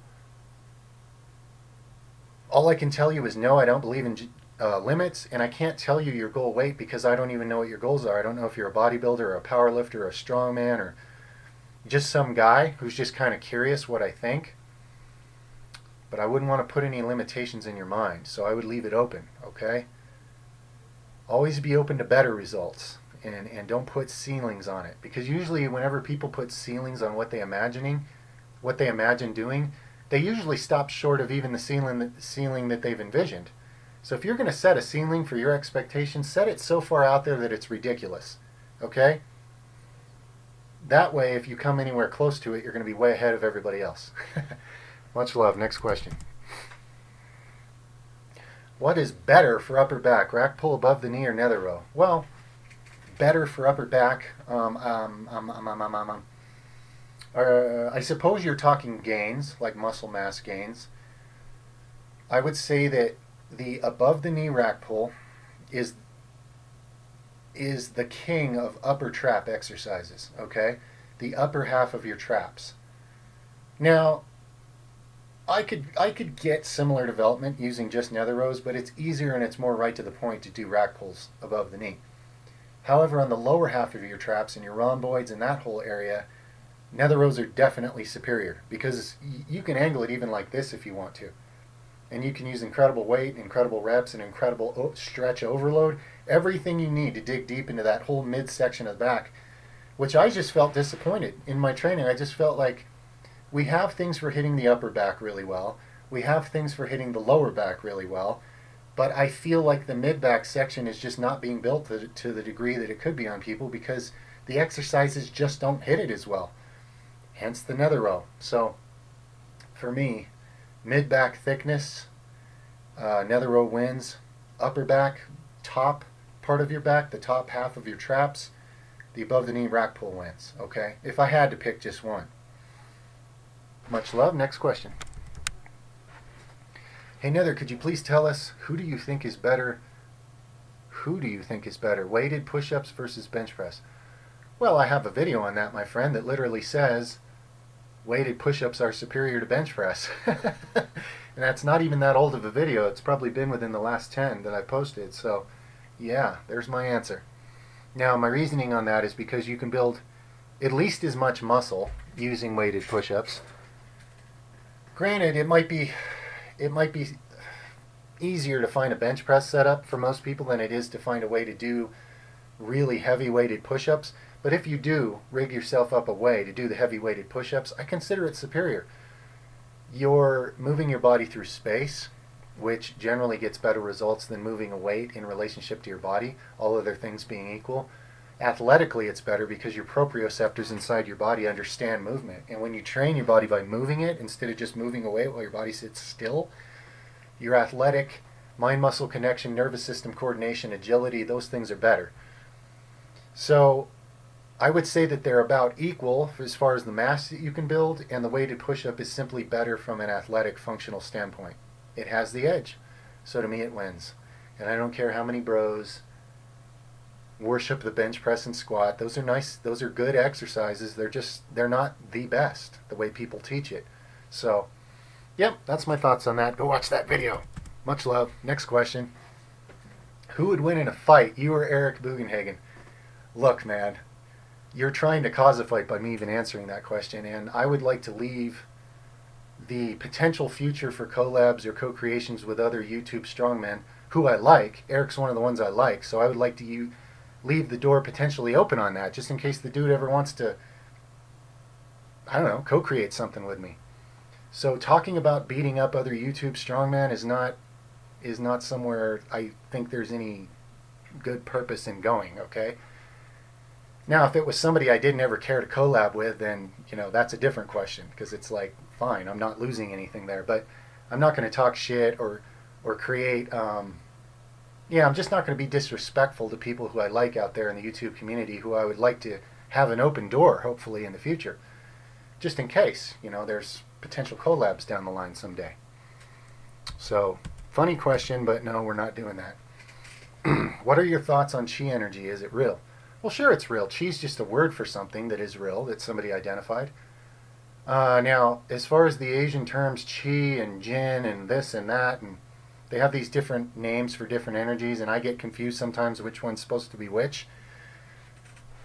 But it reminds me of this kid at a track meet. His name was Freddie, even though he was Asian. And he always was screaming I did track one year in high school because the track team begged me. And I'd throw a discus, and I won some of the events even though I couldn't even throw a frisbee. I just threw the thing head over heels farther than the other people. But Freddie was there, and he was the funniest dude ever. He would scream about harnessing the chi before he would start spinning and throwing that disc, and everybody from all the schools just loved him. He had us all cracking up. That's totally unrelated. Chi, is it real? Chi, yes. The universe is full of energies that are all around you, the force, if you will. If you're open to it, and if you believe that you can access and pull more of it into you, you can. Period. End of discussion. Much love. Next question. We can get a lot more into all that energy type stuff on my other metaphysical channel if you're interested. There's very in-depth stuff about things like that over there, so let me know if you want that link, if you're not already a member. Much love. Next question. Is it healthy for teens to be in a calorie deficit? Well, I wouldn't say it's brutally unhealthy. Now, ideally, you don't want to be in a calorie deficit your entire teenage years, or you're simply not going to grow fully to who you would have been, frame-wise or whatever. And having the biggest frame is not the end-all, be-all anyway. Maybe that's not a priority. I'll say this, the human body's clever and efficient, and humans all throughout history have dealt with times of famine and this and that, so the body will do a really good job of using whatever nutrients you do give it. I would be more concerned about micronutrients. If you're going so low calorie as a teenager, are you making sure that you're getting all your micronutrients, the essential ones that you really need to build a skeleton, to build organs, to build glands, the things that you're going to always need for your life? During your important formative years for all those glands and organs and skeleton and stuff, I would not say, okay, no teenager should ever be in a calorie deficit. Hey, maybe you're an athlete, maybe you're cutting for something. I don't know what the cause is here. I'll just say that if you're going to do calorie deficits sometimes as a teenager, I don't think that's anything to panic about. I would just look into micronutrients, make sure you're getting all the essentials, okay? I'm more concerned about that than I am about the total amount of calories. Because even if you're skinny, if your skeleton grows and your organs grow the way they need to, if everything in you matures the way it needs to, you can add mass to your frame later. It's just important that you get the key things for your organs and glands and skeleton while you're in those developmental years. I'm sure you understand what I'm saying. Much love. Next question. Hey Nether, this week I did block pulls, nether rows, more upright, and Jefferson rack pulls to blast my traps on all different days. My mid traps killing me, but not once were the top of my traps killing. What am I doing wrong, and what other exercises can target the upper traps? Block pulls, nether rows, and Jefferson rack pulls. Well, the only thing I can say is try a regular above the knee rack pull. I mean, to me, like I said a minute ago, it's the king of upper trap exercises. And if you go all out on above the knee rack pulls and you still don't get sore upper traps, that just tells me that the difference between your skeleton and insertion points compared to mine and most people's is pretty extreme. Because and you'll see this, there are bodybuilders or fitness athletes or whoever out there, they don't have big upper traps no matter what they do. The upside of that is that their shoulders look wider. It's two different body types. You got people like, look at Arnold's upper body. It's similar to mine in bone structure. Kind of a long neck and then a lot of room for upper traps, and it slopes down and outward to the shoulders. You got other guys that their neck's not long and their shoulders come straight out from their neck and then goes down. And on guys like that, you don't ever end up seeing all that much grizzly humps of traps up on the top of their back because they just don't have the structure for it.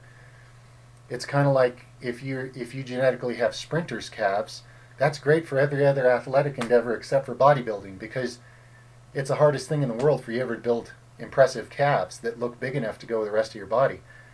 So this might just be one of those things where your insertion points and your skeletal structure just doesn't lend itself to having big upper traps. Now that doesn't mean give up. It doesn't mean that you can't build impressive upper traps. It just means that in your case, that'll have to be one of your special projects over the long run. Almost everybody has a special project. For me, I'm playing catch up with my calves.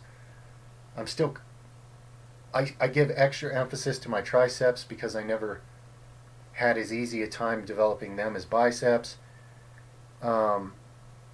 And you know, any bodybuilder you ever see on stage, they've all got those special areas, whether they talk about it or not. Somewhere they've had to put in, you know, 10 times as much effort as they did everywhere else on their body. As long as they get on stage and you can't tell what that muscle is because they have brought it up sufficiently to go with the rest of the body, why would they talk about it, right? They don't want people even knowing or thinking they have a weakness. They don't want their competitors getting that in their mind. So they're not going to give away too many trade secrets. But believe me, everybody has at least some area of their body that, based on their skeletal structure or their mind-muscle connection, they just have a lot more challenge filling out that muscle, that area of a certain muscle as much as everywhere else. So this might be your special area. And if it is, you know, you can try some behind the back shrugs and different things, but to me, the above the knee rack pull is the king of upper trap exercises. So, yeah. Yep. That's all I can really say from there, my friend.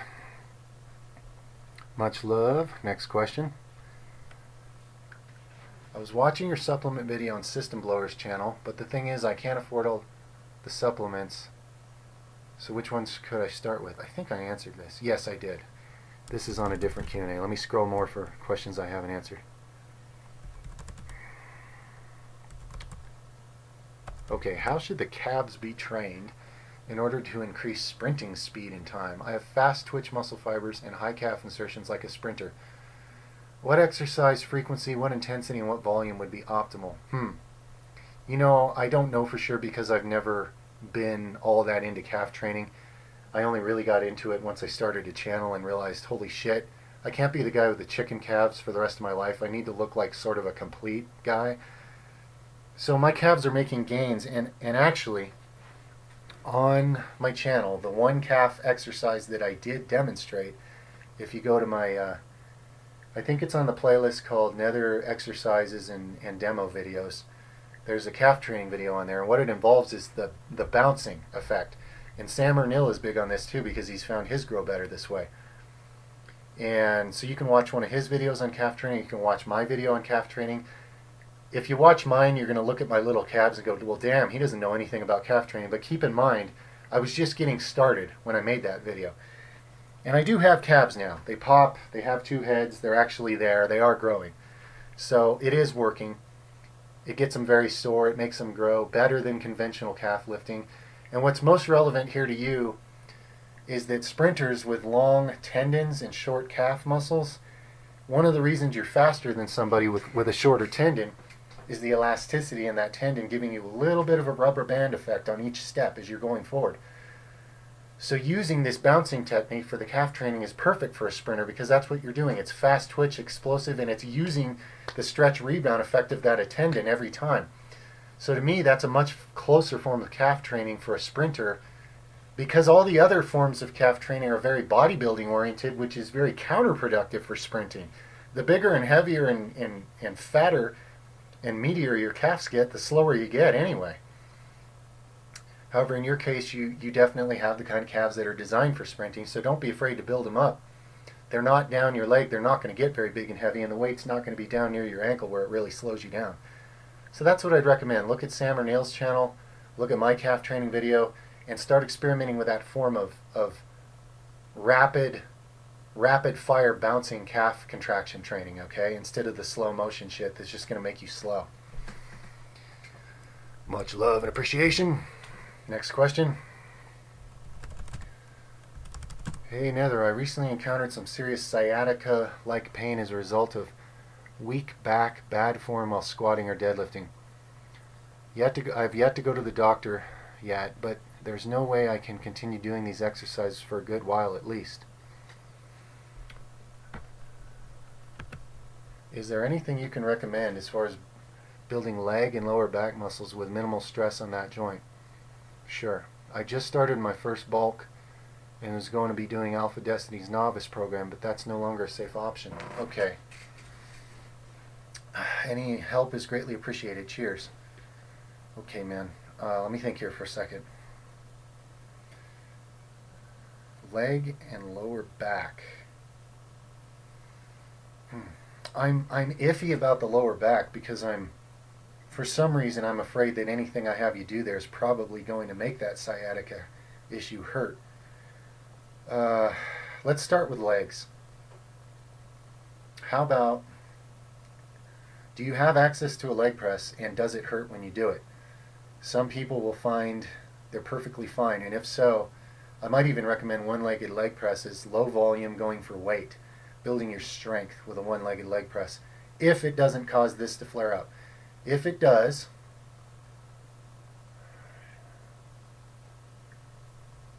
I might go body weight terminal knee extensions using a lot of resistance bands for my quads. Check out my special leg training, or my special leg exercise video. There's like a picture of a werewolf with really muscular quads on that video. That's the thumbnail. I believe it's called Special Leg Exercise, and I think it's in my Nether exercise demos playlist. You can do that without picking up the bar, without using the Jefferson rack pull added to it. Just use body weight and use lots of resistance bands, and that you can overwhelm your quads like nothing you'd ever believe without even putting any weight on your back. And then I would recommend my Wham Bam Thank You Hams video, or just, if you already know how to do them, Nordic curls for hamstrings. Now, if Nordic curls set off your sciatica issue, then you're just going to have to use leg curls, some leg curl variation for hamstrings in the meantime. I try Nordic curls first. I consider them much superior for most people to leg curls. What else can I give you? Oh, here's another one. Before you do the terminal knee extensions with the bands, the special leg exercise video on my demo list, pre-fatigue your quads with leg extensions using a lightweight, not going to lockout. Don't go to lockout on any of the reps. There's no point. It just irritates people's knees usually. Go close to lockout. Don't go all the way down either. Don't go down to neutral where your legs are hanging all the way down. So in other words, don't hang all the way down. Don't go all the way to lockout. Keep it here. Just keep the quads under pressure. Use a lightweight and do 100 reps to pre-fatigue your quads. Then hop onto the terminal knee extension based quad work. And they will be overwhelmed, I promise you. This will be the hardest quad stimulation you've ever had. And then flip it around and train hamstrings. So in other words, rather than doing a big compound squat or something, you're just going to have to get a little better in the meantime at training quads and hams separately. Okay? So those are my basic thoughts for legs. Some things to start with, to try it. If for some reason those don't work, you can hit me up again. You could always get another better upgrade where I could work with you personally until we really do come up with things that work right for you in the meantime. That's an option. Off the top of my head now, lower back. I don't know. Try a few isolation exercises. Try the reverse. Oh, my brain just went blank. What do you call it when you got your hands on the back of your head and your butt's hanging over the bench and you're doing backwards sit-ups, you know? Reverse extensions using your back, lower back. You can try something like that.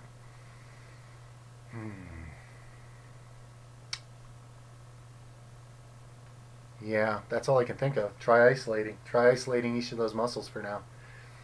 Without more to go on, without being able to have a little back and forth with you, I can't really say more than that for now, but those are just a few ideas to try. There are definitely ways that you can find a work around this injury and still build muscle in those areas in the meantime until you figure out how you're going to correct whatever's actually out of place, possibly, in your back. And that is important, you know. Get some chiropractic or something. Get adjusted, okay? Most people are walking around with certain things in their spine not perfectly adjusted, and it's affecting nerves. It's affecting organ function. This is tied into a lot more things than people realize. There's people who tweak something in their back and then they can't get an erection anymore, or tweak something in their back and then they have weird, burning pains in random places of their body for the rest of their life, or tweak something in their back and then their thyroid quits working right.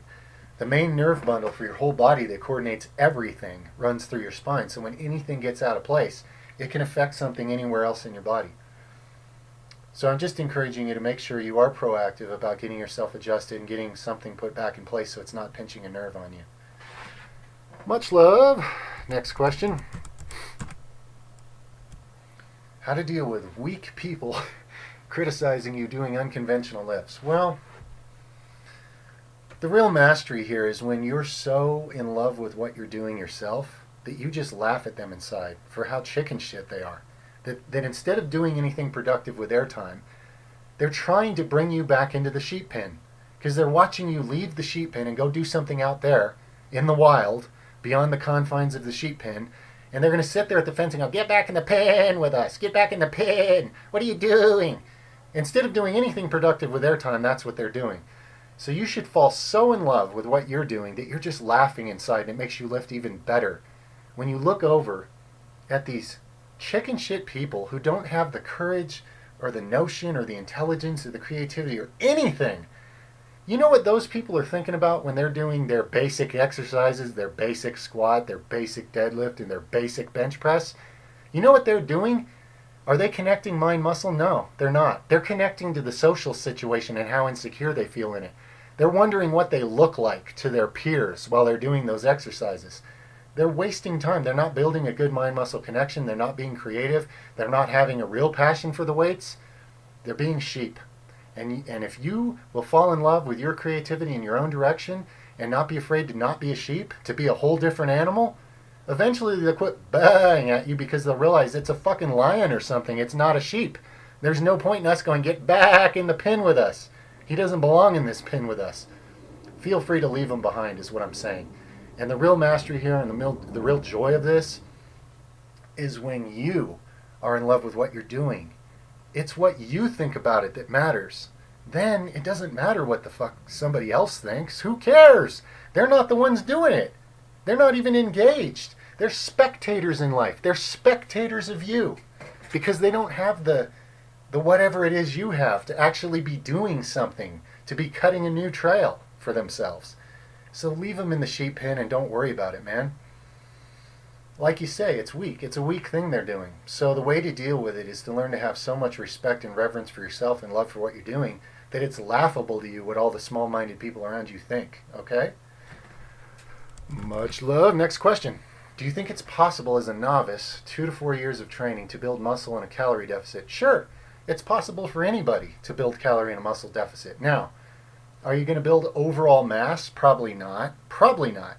I won't say it's impossible because if you go through some massive metabolic shift where your metabolism slows way down, you could even gain mass in what you're calling a calorie deficit.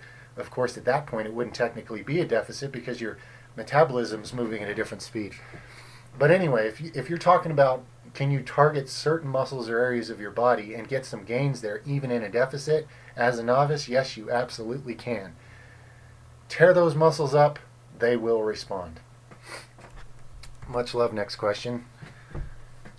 Greetings, Mr. Nether. I'd really appreciate you if you could answer some questions of mine. Let me unravel the list of them here, sir. 1. What are your thoughts on muscle stretching and static stretches and fascia stretching, and when is it best done, like before, during a workout, etc.? Awesome question. My thought is this. One of the main limitations most people experience to muscle growth is the fascia. There's a lot of people that have been lifting harder and giving it everything they got till they puke and pass out, and they can't figure out why they can't get their muscle to get any bigger.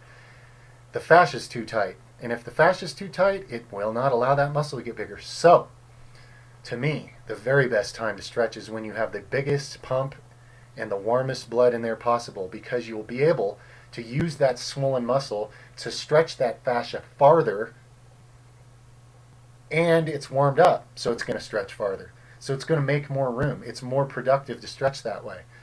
When you stretch when you're cold, I mean, that's nice because now you're not quite as stiff, but it's not expanding your fascia, not like it does if you stretch when you're pumped, okay?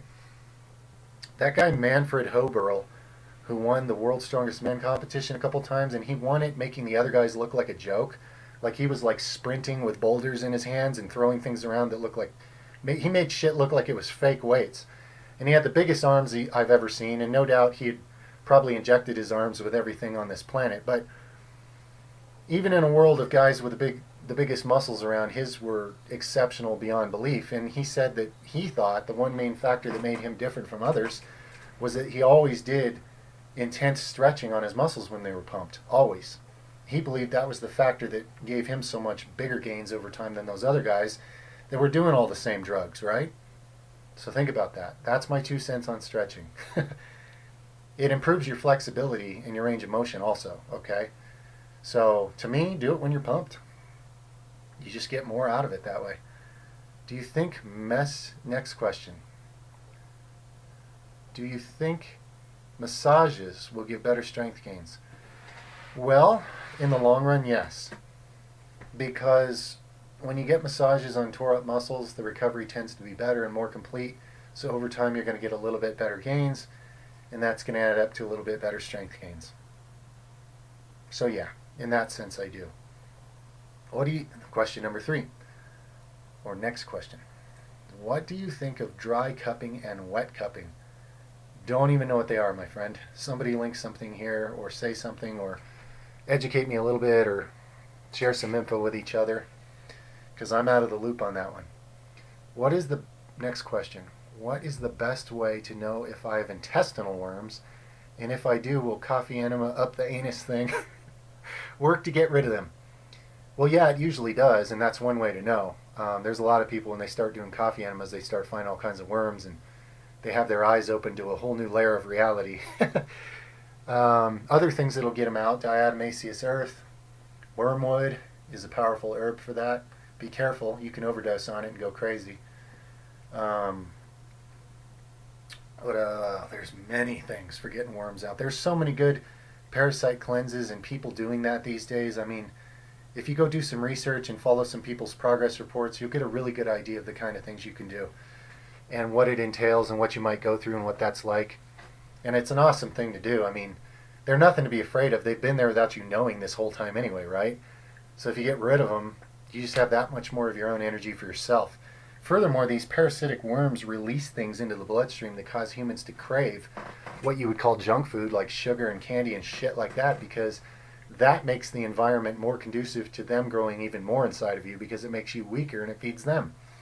So when you get rid of all these bullshit parasites, you'll find you don't crave the junk you used to. It gets a lot easier to eat a clean diet, because now your house is your own, and you're not taking a vote inside on what we're going to eat next, where hundreds of other little assholes are voting for sugar or junk or something that's just going to make you weak. That's one way to word it. So, yeah, coffee enemas are a great place to start with that. And in fact, if you're only going to do one thing, that's what I would suggest. Yeah, looks like I covered your questions. Oh, there's more here. How can I know if I reached the stage of which I'm able to do a water fast without doing any harm to my body?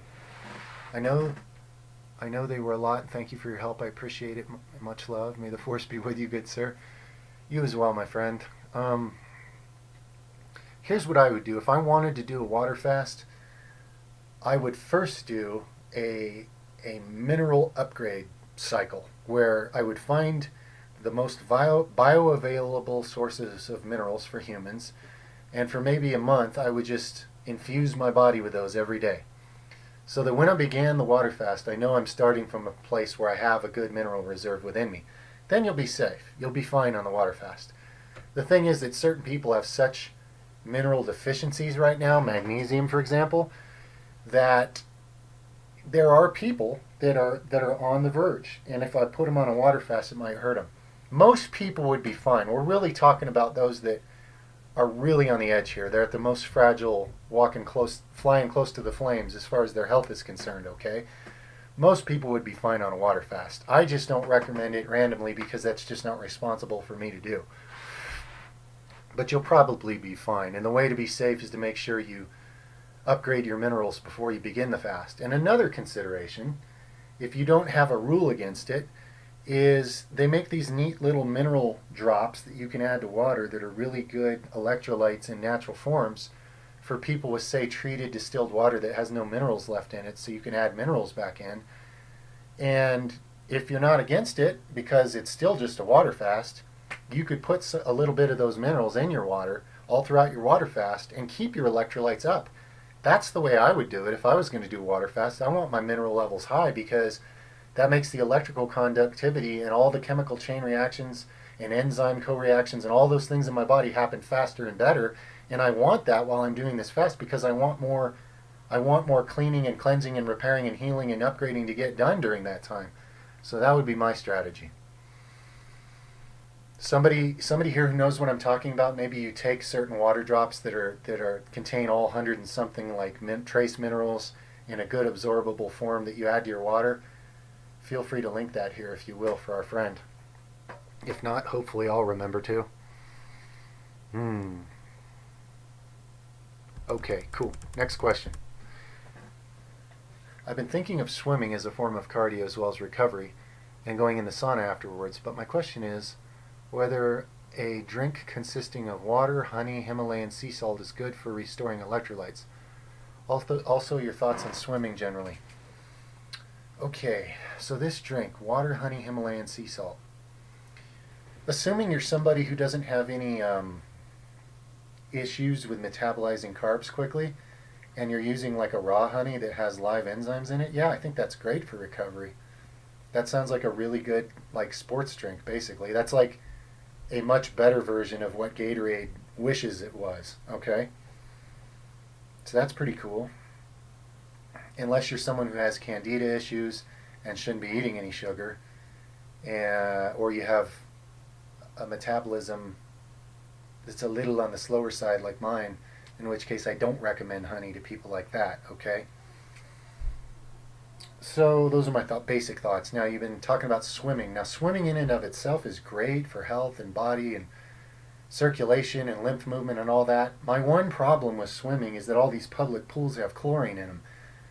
I don't know that all of them do. There are a few progressive people these days that are using food grade peroxide or something like that that's completely harmless to keep their pool water clean, but most places are still using chemicals which lodge in your thyroid gland, lodge in your skin, and they can cause, over time they can cause all kinds of health problems. That's my problem with most swimming situations. The swimming's great. It's the man-made chemicals in the water you're doing it in that's the problem. So just take that into consideration and weigh it up how you will on your scales of priority. Maybe you can find somewhere to swim that isn't toxic, and that would be ideal. But just in and of itself, as far as swimming, as far as active recovery, yeah, that's great. It's a brilliant idea because it's healthy circulation, it's active recovery, it's low impact or almost no impact. So it really is all about recovery. That's great.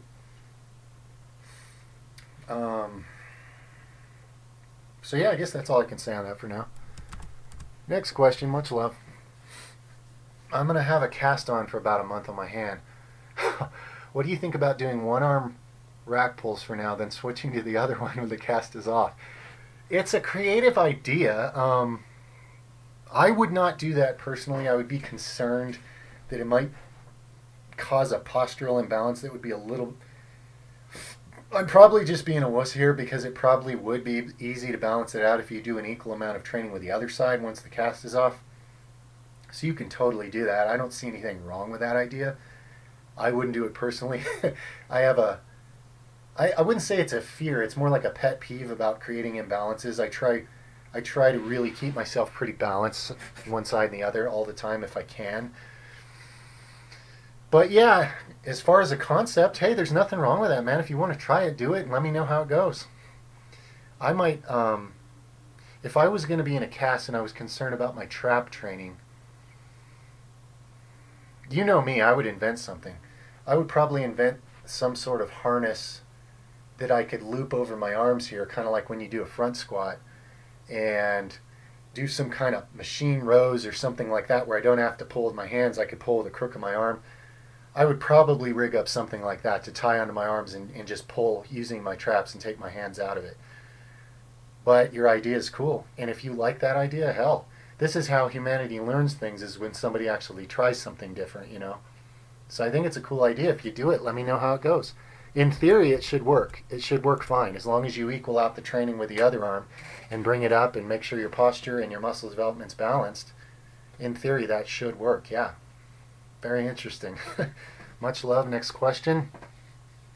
Sorry for the inconvenience.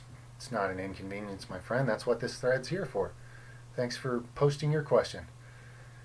But this just came to mind. I do kickboxing, and I was wondering if you believe you can recover brain cells from damage. I know for a fact you can, yes. CTE from getting punched. Now, I'm not sure what CTE, probably some sort of concussions, and I've had lots of those, and yes, you will recover. Now, there are lots of brain nutrients that can help that are anti-inflammatory. Anything anti-inflammatory like omega-3s, turmeric, healthy herbs that are anti-inflammatory, this helps. Because most of the damage that occurs in your brain from being hit is the swelling, crushing it inside your skull after being hit. So anything anti-inflammatory drastically speeds up your recovery. Also, 2 herbs I will tell you that will literally help you build more neurons in your brain than you had before, ashwagandha and gotu kola. If you guys want to experience mental upgrades of your actual physical brain, we're talking physical upgrades to your brain itself. Look into those 2 herbs. Any other good brain nutrients? Lecithin, DHA, all your micronutrients. You know, nutrition matters big time. Well, that's what your brain builds itself out of, obviously. So, yes, there are many things you can do to cause your brain not only to recover from whatever beatings you've taken so far, but also if you infuse all those things into your normal lifestyle, your brain will be much more resistant to inflammation anyway. You'll be able to take a lot more shots before it gets to that point. Woo! Think about that, right? It should be illegal to give people advice that good, right? It's such an edge over the competition. Much love, my friend. Next question. I'm a teenager, and I'm buffed and nice-looking guy, but I get bullied in school a lot. Do you have a solution to solve this problem? I love your content. Keep it up. I got bullied a lot too, even though I was physically probably the toughest if I would have tried. I was one of the, In other words, it has nothing to do with how you look. Getting bullied has to do with what vibration you have inside. And really, there's more useful information about this kind of stuff over on the Metaphysical channel. If you're interested, let me know. But off the top of my head, I know that when it got to the point where I was done being bullied and I was determined that the next person that tried to bully me was going to eat shit, it's amazing how fast I stopped getting bullied. It's like the universe magically quit sending bullies to me because the universe didn't want them to get hurt, I guess. The universe recognized that I was probably going to take it too far at that point. So I know that when a part of you steps up and makes it clear that you're not a prey animal anymore, you're not here to be bullied, you're not open for that, and you're not going to tolerate it, it makes a big difference. It really does. Bullies are looking for someone who's open to being bullied. Bullies don't ever bully fighters because fighters will shove their head up their ass. Bullies are not even tough. Bullies are someone who senses who is willing to let themselves be bullied, and they take advantage of it. And honestly, for their own learning lessons and growth in life, you need to knock their fucking teeth out. I didn't just say that on the internet. I can't be giving out advice like that to teenagers. But I know that the entire adult world and all of society will say, no, you can't fight back. It's wrong. You're supposed to just take it. Blah, blah, blah. They're fucking idiots. What happens is Columbine when you have people that take that shit for too long. This world's damn lucky that I didn't go full vigilante. I came damn close a few times. Taking shit from bullies is not in your best interest, and it's not from their best interest. I'll tell you that much. I wish I would have known this. I wish somebody would have told me the truth when I was your age instead of telling me lies. Be a good person and don't fight back. And then one day you can be so psycho inside that if somebody looks at you wrong, you snap their fucking neck. That's the kind of consequences that come from suppressing what it is to be bullied for too long. So I'd say be proactive. I'd say find a way to make it clear to whoever's bullying you that you're not the person to be bullied anymore. Now, if there's someone who's bigger and stronger and they run in a pack like a lot of coward chicken shit fucktard bullies do, you might want to take it to the next level. If you have the opportunity, I would say privately get some MMA training, because trust me, it won't take very long and you'll have everything you need to hand them their ass every which way you want to, all of them at the same time if you want to. And you'll make an example out of somebody that'll have the rest of them shit in their pants and realizing they're never going to mess with you again. That's another solution. I've personally seen this work. I've seen a kid half the size of another kid take up MMA training, and then go own that bully 12 different ways in front of everybody like nothing until he was begging just to be his friend instead of a bully anymore after that, okay? And that oversized kid that was 3 grades ahead and big for his age became a friend and a defender of this little tiny puny kid that he used to pick on, because now he's lucky to have him for a friend and he respects him instead of bullying him. So, despite what this passive, dumbed down, broken world will tell you, I don't believe that it's in your best interest to be bullied, okay? I really don't. And you need to establish in some way within yourself that you're not open to being bullied anymore. That's what changes the outer world. I can't tell you exactly how it'll change the outer world. Your process will be a little different than the next person, but it's a change within yourself is what it is. When you're finally willing to be there for yourself instead of letting yourself be the rag that others walk on, everything will change from there, okay? Much love to you, my friend. Next question.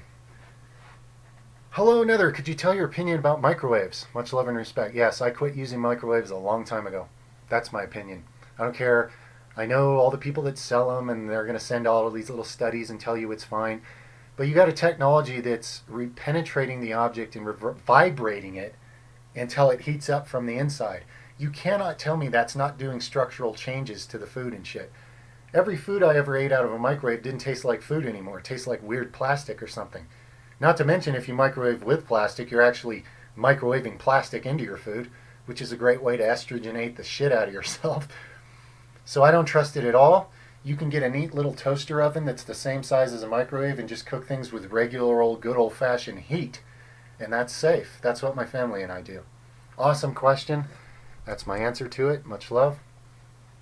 Does weightlifting stunt growth? I really don't think so. I highly doubt it.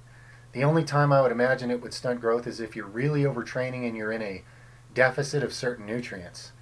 In other words, if you're using up certain key nutrients for growth to a degree that they're not there for your body to grow on, that could stunt your growth. But weightlifting in and of itself, as long as you're getting enough nutrition, I would expect that you'd end up with more growth total on your skeleton. I don't know if you'll end up taller, but I'd imagine your bone structure will end up stronger and heavy-dutier. And if anything, I would imagine you'd even get taller. Jarring bones and subjecting them to weight stimulates more bone growth. So, yeah.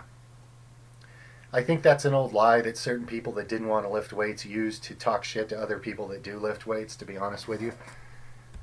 Much love. Next question. Hey, Nether. What's your opinion on sleep hours for optimal training?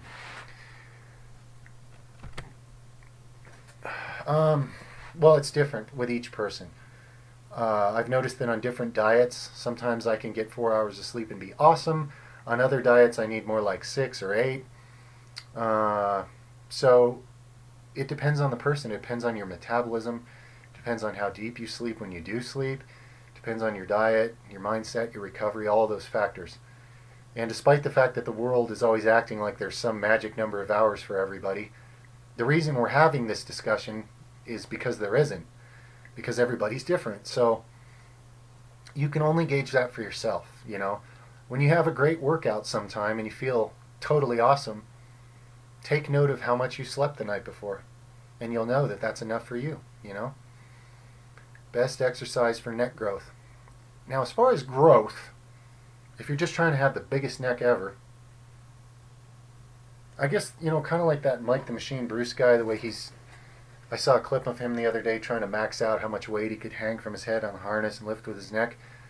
I'm thinking for overall hypertrophy, that's what you want to do. You want to get that head harness thing and hit your neck from all the different angles. Build this side, build the back, and, you know, build the front.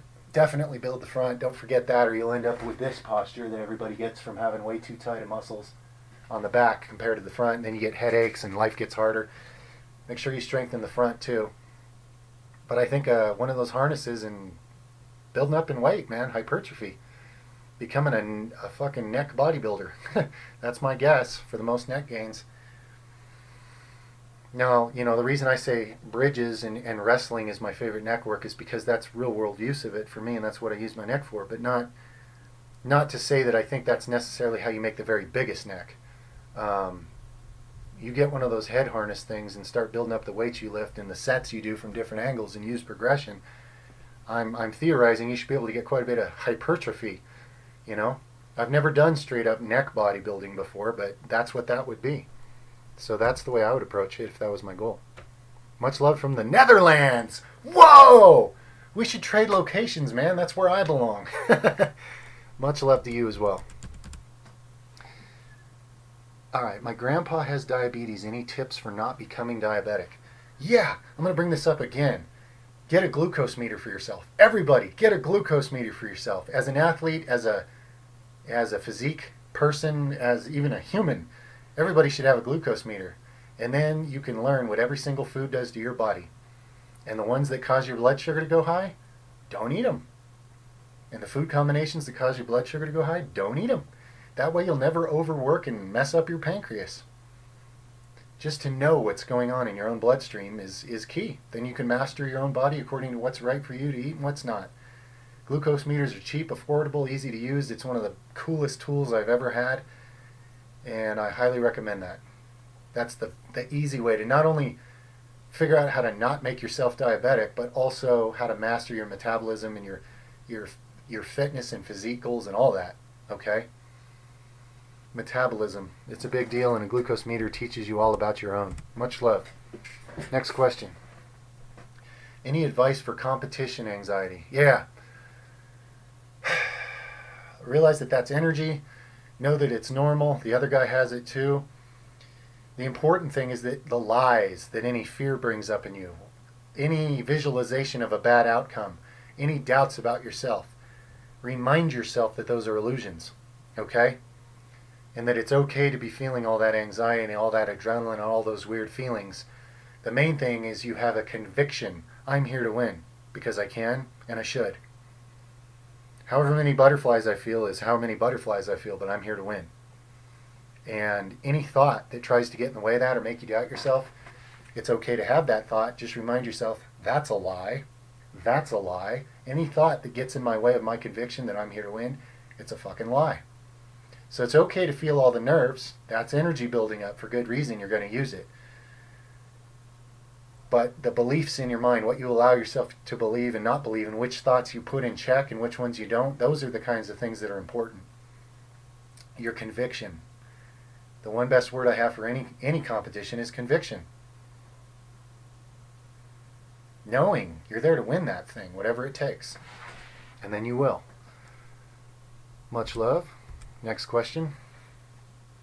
Which food and drinks to cure a cold? Well, there's many, many things that can help.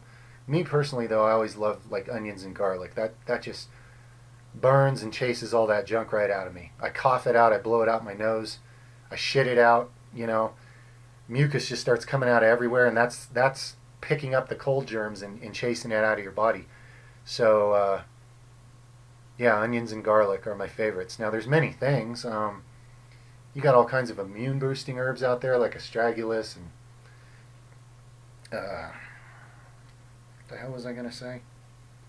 Echinacea and, you know, vitamin C and zinc and a lot of nutrients that can sometimes help whoop a cold. But my personal favorite is the garlic and onions. And the other thing I've used when I had, not so much a cold, but it works for a cold, I've used this to help with a bad infection one time, was oregano oil. Oregano oil is really good at killing nasties in your body. So those are my top recommendations for that. Much love. Next question. Thoughts on broth and bouillon-based foods like ramen, borscht, I don't even know what that is, chicken soup, bone broth, etc. Well, I recommend bone broth to a lot of people who consume animal products. I'd say that's the healthiest part for most adults to be consuming. It's got a lot of key things that people tend to be a little deficient in, and things that are just really good for your body in a variety of ways. Your glands, your connective tissues, your digestive tract, which most people's digestive tract is in horrible shape. So anything that helps to rebuild that is incredible what it can do for your health. So, yeah, anything broth-based, broth is really healthy for humans, okay? Now, as far as the different choices there, like ramen noodles, some people have the kind of metabolism where that's good for them to eat those kind of carbs and stuff. Myself, I don't really eat ramen. It's a little too fast carby for me. But the broth part's good. I don't know what borscht is, but if it's broth based, I know it's in a healthy base. Chicken soup, yep, same thing. Chicken soup that includes the bones, so the gelatin forms in the broth, is 3 times healthier than chicken soup where they just throw a few chunks of meat in there. Just so you know. And I know you know, but we're putting it out there for anybody. So yeah, bone broth is incredibly good, healthy base for a lot of foods, and even just great by itself for a lot of things. In the ancient Chinese systems of medicine, they said it was, can't remember if it was a gin builder or what, but it regenerates the liver and kidneys. And in these societies where everybody's been taking toxic man-made drugs that have destroyed parts of their liver and kidneys, something like that becomes all that more valuable, doesn't it? Much love. Next question. My mind-muscle connection is very natural and strong throughout the left side of my body, but the right side is lacking. Muscle development shows from it too. Right side is popping, left side not so much. Wait, right side is popping, left not so much. Any tips to fast track the highway to muscle control? That's interesting because the way you've written it, maybe that's a typo or maybe it's accurate. You're saying you have a good mind-muscle connection on the left side, but the right side is the one that's popping, and the left not so much. Now, first of all, I have never heard of this. I have never heard of someone who noticed one side of their body had a good mind-muscle connection, the other side didn't. So, I feel like I'm dealing with something a little out of the ordinary here. And I'm going to throw this out there. The first thing that hit my mind intuitively was you must have a nerve impingement somewhere in your spine that's causing the signal to one side of your body to be much weaker than the other side. Because I just can't imagine any reason why an entire side of the body would be getting a weaker mind-muscle connection. So you might want to look into chiropractic work, or at least do a little research on how nerve impingements in the spine can have so many different effects like this, and other effects like I was mentioning earlier. That is literally the only thing that comes to the top of my mind because I've never heard of that. That seems very unusual, and it makes me think that there's a little more to this than just mind-muscle connection irregularities, you know. That's all I'm going to say on that. That's all I can really say. That's what comes to mind. I mean, you could take the side with a weak mind-muscle connection and do like nucleus overload. Do really high rep stuff for like half a year just to do many more reps on that side so that your nervous pathways have a chance to get stronger on that side from sending the signal over and over from your brain to those muscles. That can make a difference and that can improve upon this. That's something therapeutic you could work on to develop that connection, but I still feel like there's something weird. There's an energy blockage somewhere here, and intuitively I feel like it has something to do with the spine. That somewhere something's being pinched a little bit and it's not letting enough of the signal from the brain go to one side of the body as it is to the other. That's all I'm going to say. That's all I'm going to say. Much love. Moving on. Can you tell us more about food combinations? I learned a bit from your last Q&A about vegetables and fruits. I'd like to pick your brains. You're so wise. I feel the need for more knowledge on food combinations. That's great, man. I'm glad you're studying this. It's definitely going to pay off that you care about this. I blend a lot of my food, and it would be good to know if I'm doing my body harm when trying to do so many different foods in one. Smoothie. Peace and love. This channel is great. Okay. Well, thank you, my friend. Like I said before, if you blend foods into really tiny particles, and let me elaborate further. The reason you can get away with combining certain things like fruits and vegetables in a juice that you can't get away with eating just the whole fruit and vegetable, in some cases people can get away with this because when you blend it into those tiny particles, the surface area that your stomach acid is able to attack each one of those particles is like 100%. Whereas when you're eating the chunks of food, they're all sitting in there and your stomach acids are only hitting the outer edge. And then when you mix food groups, it's going to end up prioritizing whatever is easier to break into and digest, and the other stuff doesn't get digested. But when you're taking it in as like a juice, those particles are so tiny that even if some of those particles are fruit, some of them are vegetables, it's still a lot easier for your body to break it down and get it into your blood system. Now, what I would add to this, if you want to take it to another level, is to add a couple of plant-based digestive enzymes when you make one of those shakes. It's not that you need it, it's that one of the main benefits, of course, of blending fruit and vegetable juices is the micronutrients, right? That's the real beauty of it. And when you take a couple plant-based digestive enzyme capsules with that, you're just going to digest more of those micronutrients. So it makes your vitamin, mineral, antioxidant infusion stronger. So that's one thing I want to throw in there. Anytime anybody's eating any food combination that they just are questioning and not really, if you're wondering how well it's going to digest, if you have some plant-based digestive enzymes on hand, you can just take a few of those with that meal, and then you know you're going to make the best of what you're eating. So that's one hack. Now, as far as food combinations, I will post more. More is being posted on this thread, okay? Check below. Much love. This is awesome that people are starting to care about food combinations, because it's just been overlooked rampantly in society, and the consequences are everywhere, you know? So this is good that we're expanding upon this together. A lot of good's going to come from that for a lot of people. Next question. Can you combine fruits with anything, or should you eat them alone? Oh, I did that one on a different Q&A. Yeah, you want to eat fruits alone, definitely. Okay. Hey, Nether, what are your thoughts on mixing peanut butter with rice or pasta? Should I be separating them in two phases, or will this be okay for OMAD? Now, I would definitely still separate it, because those are so completely incompatible for digestion that what will happen, your body will digest a pretty good amount of those carbs, and it won't do a good job with the proteins and the fats. And at least with peanut butter, it's not like meat, where when it sits in your gut undigested, it really does damage. The peanut butter, you're just not going to digest as much. It's going to be harder on your you'll have more gas. You'll get a lot less of the protein and fats digested properly. So I would advise separating them.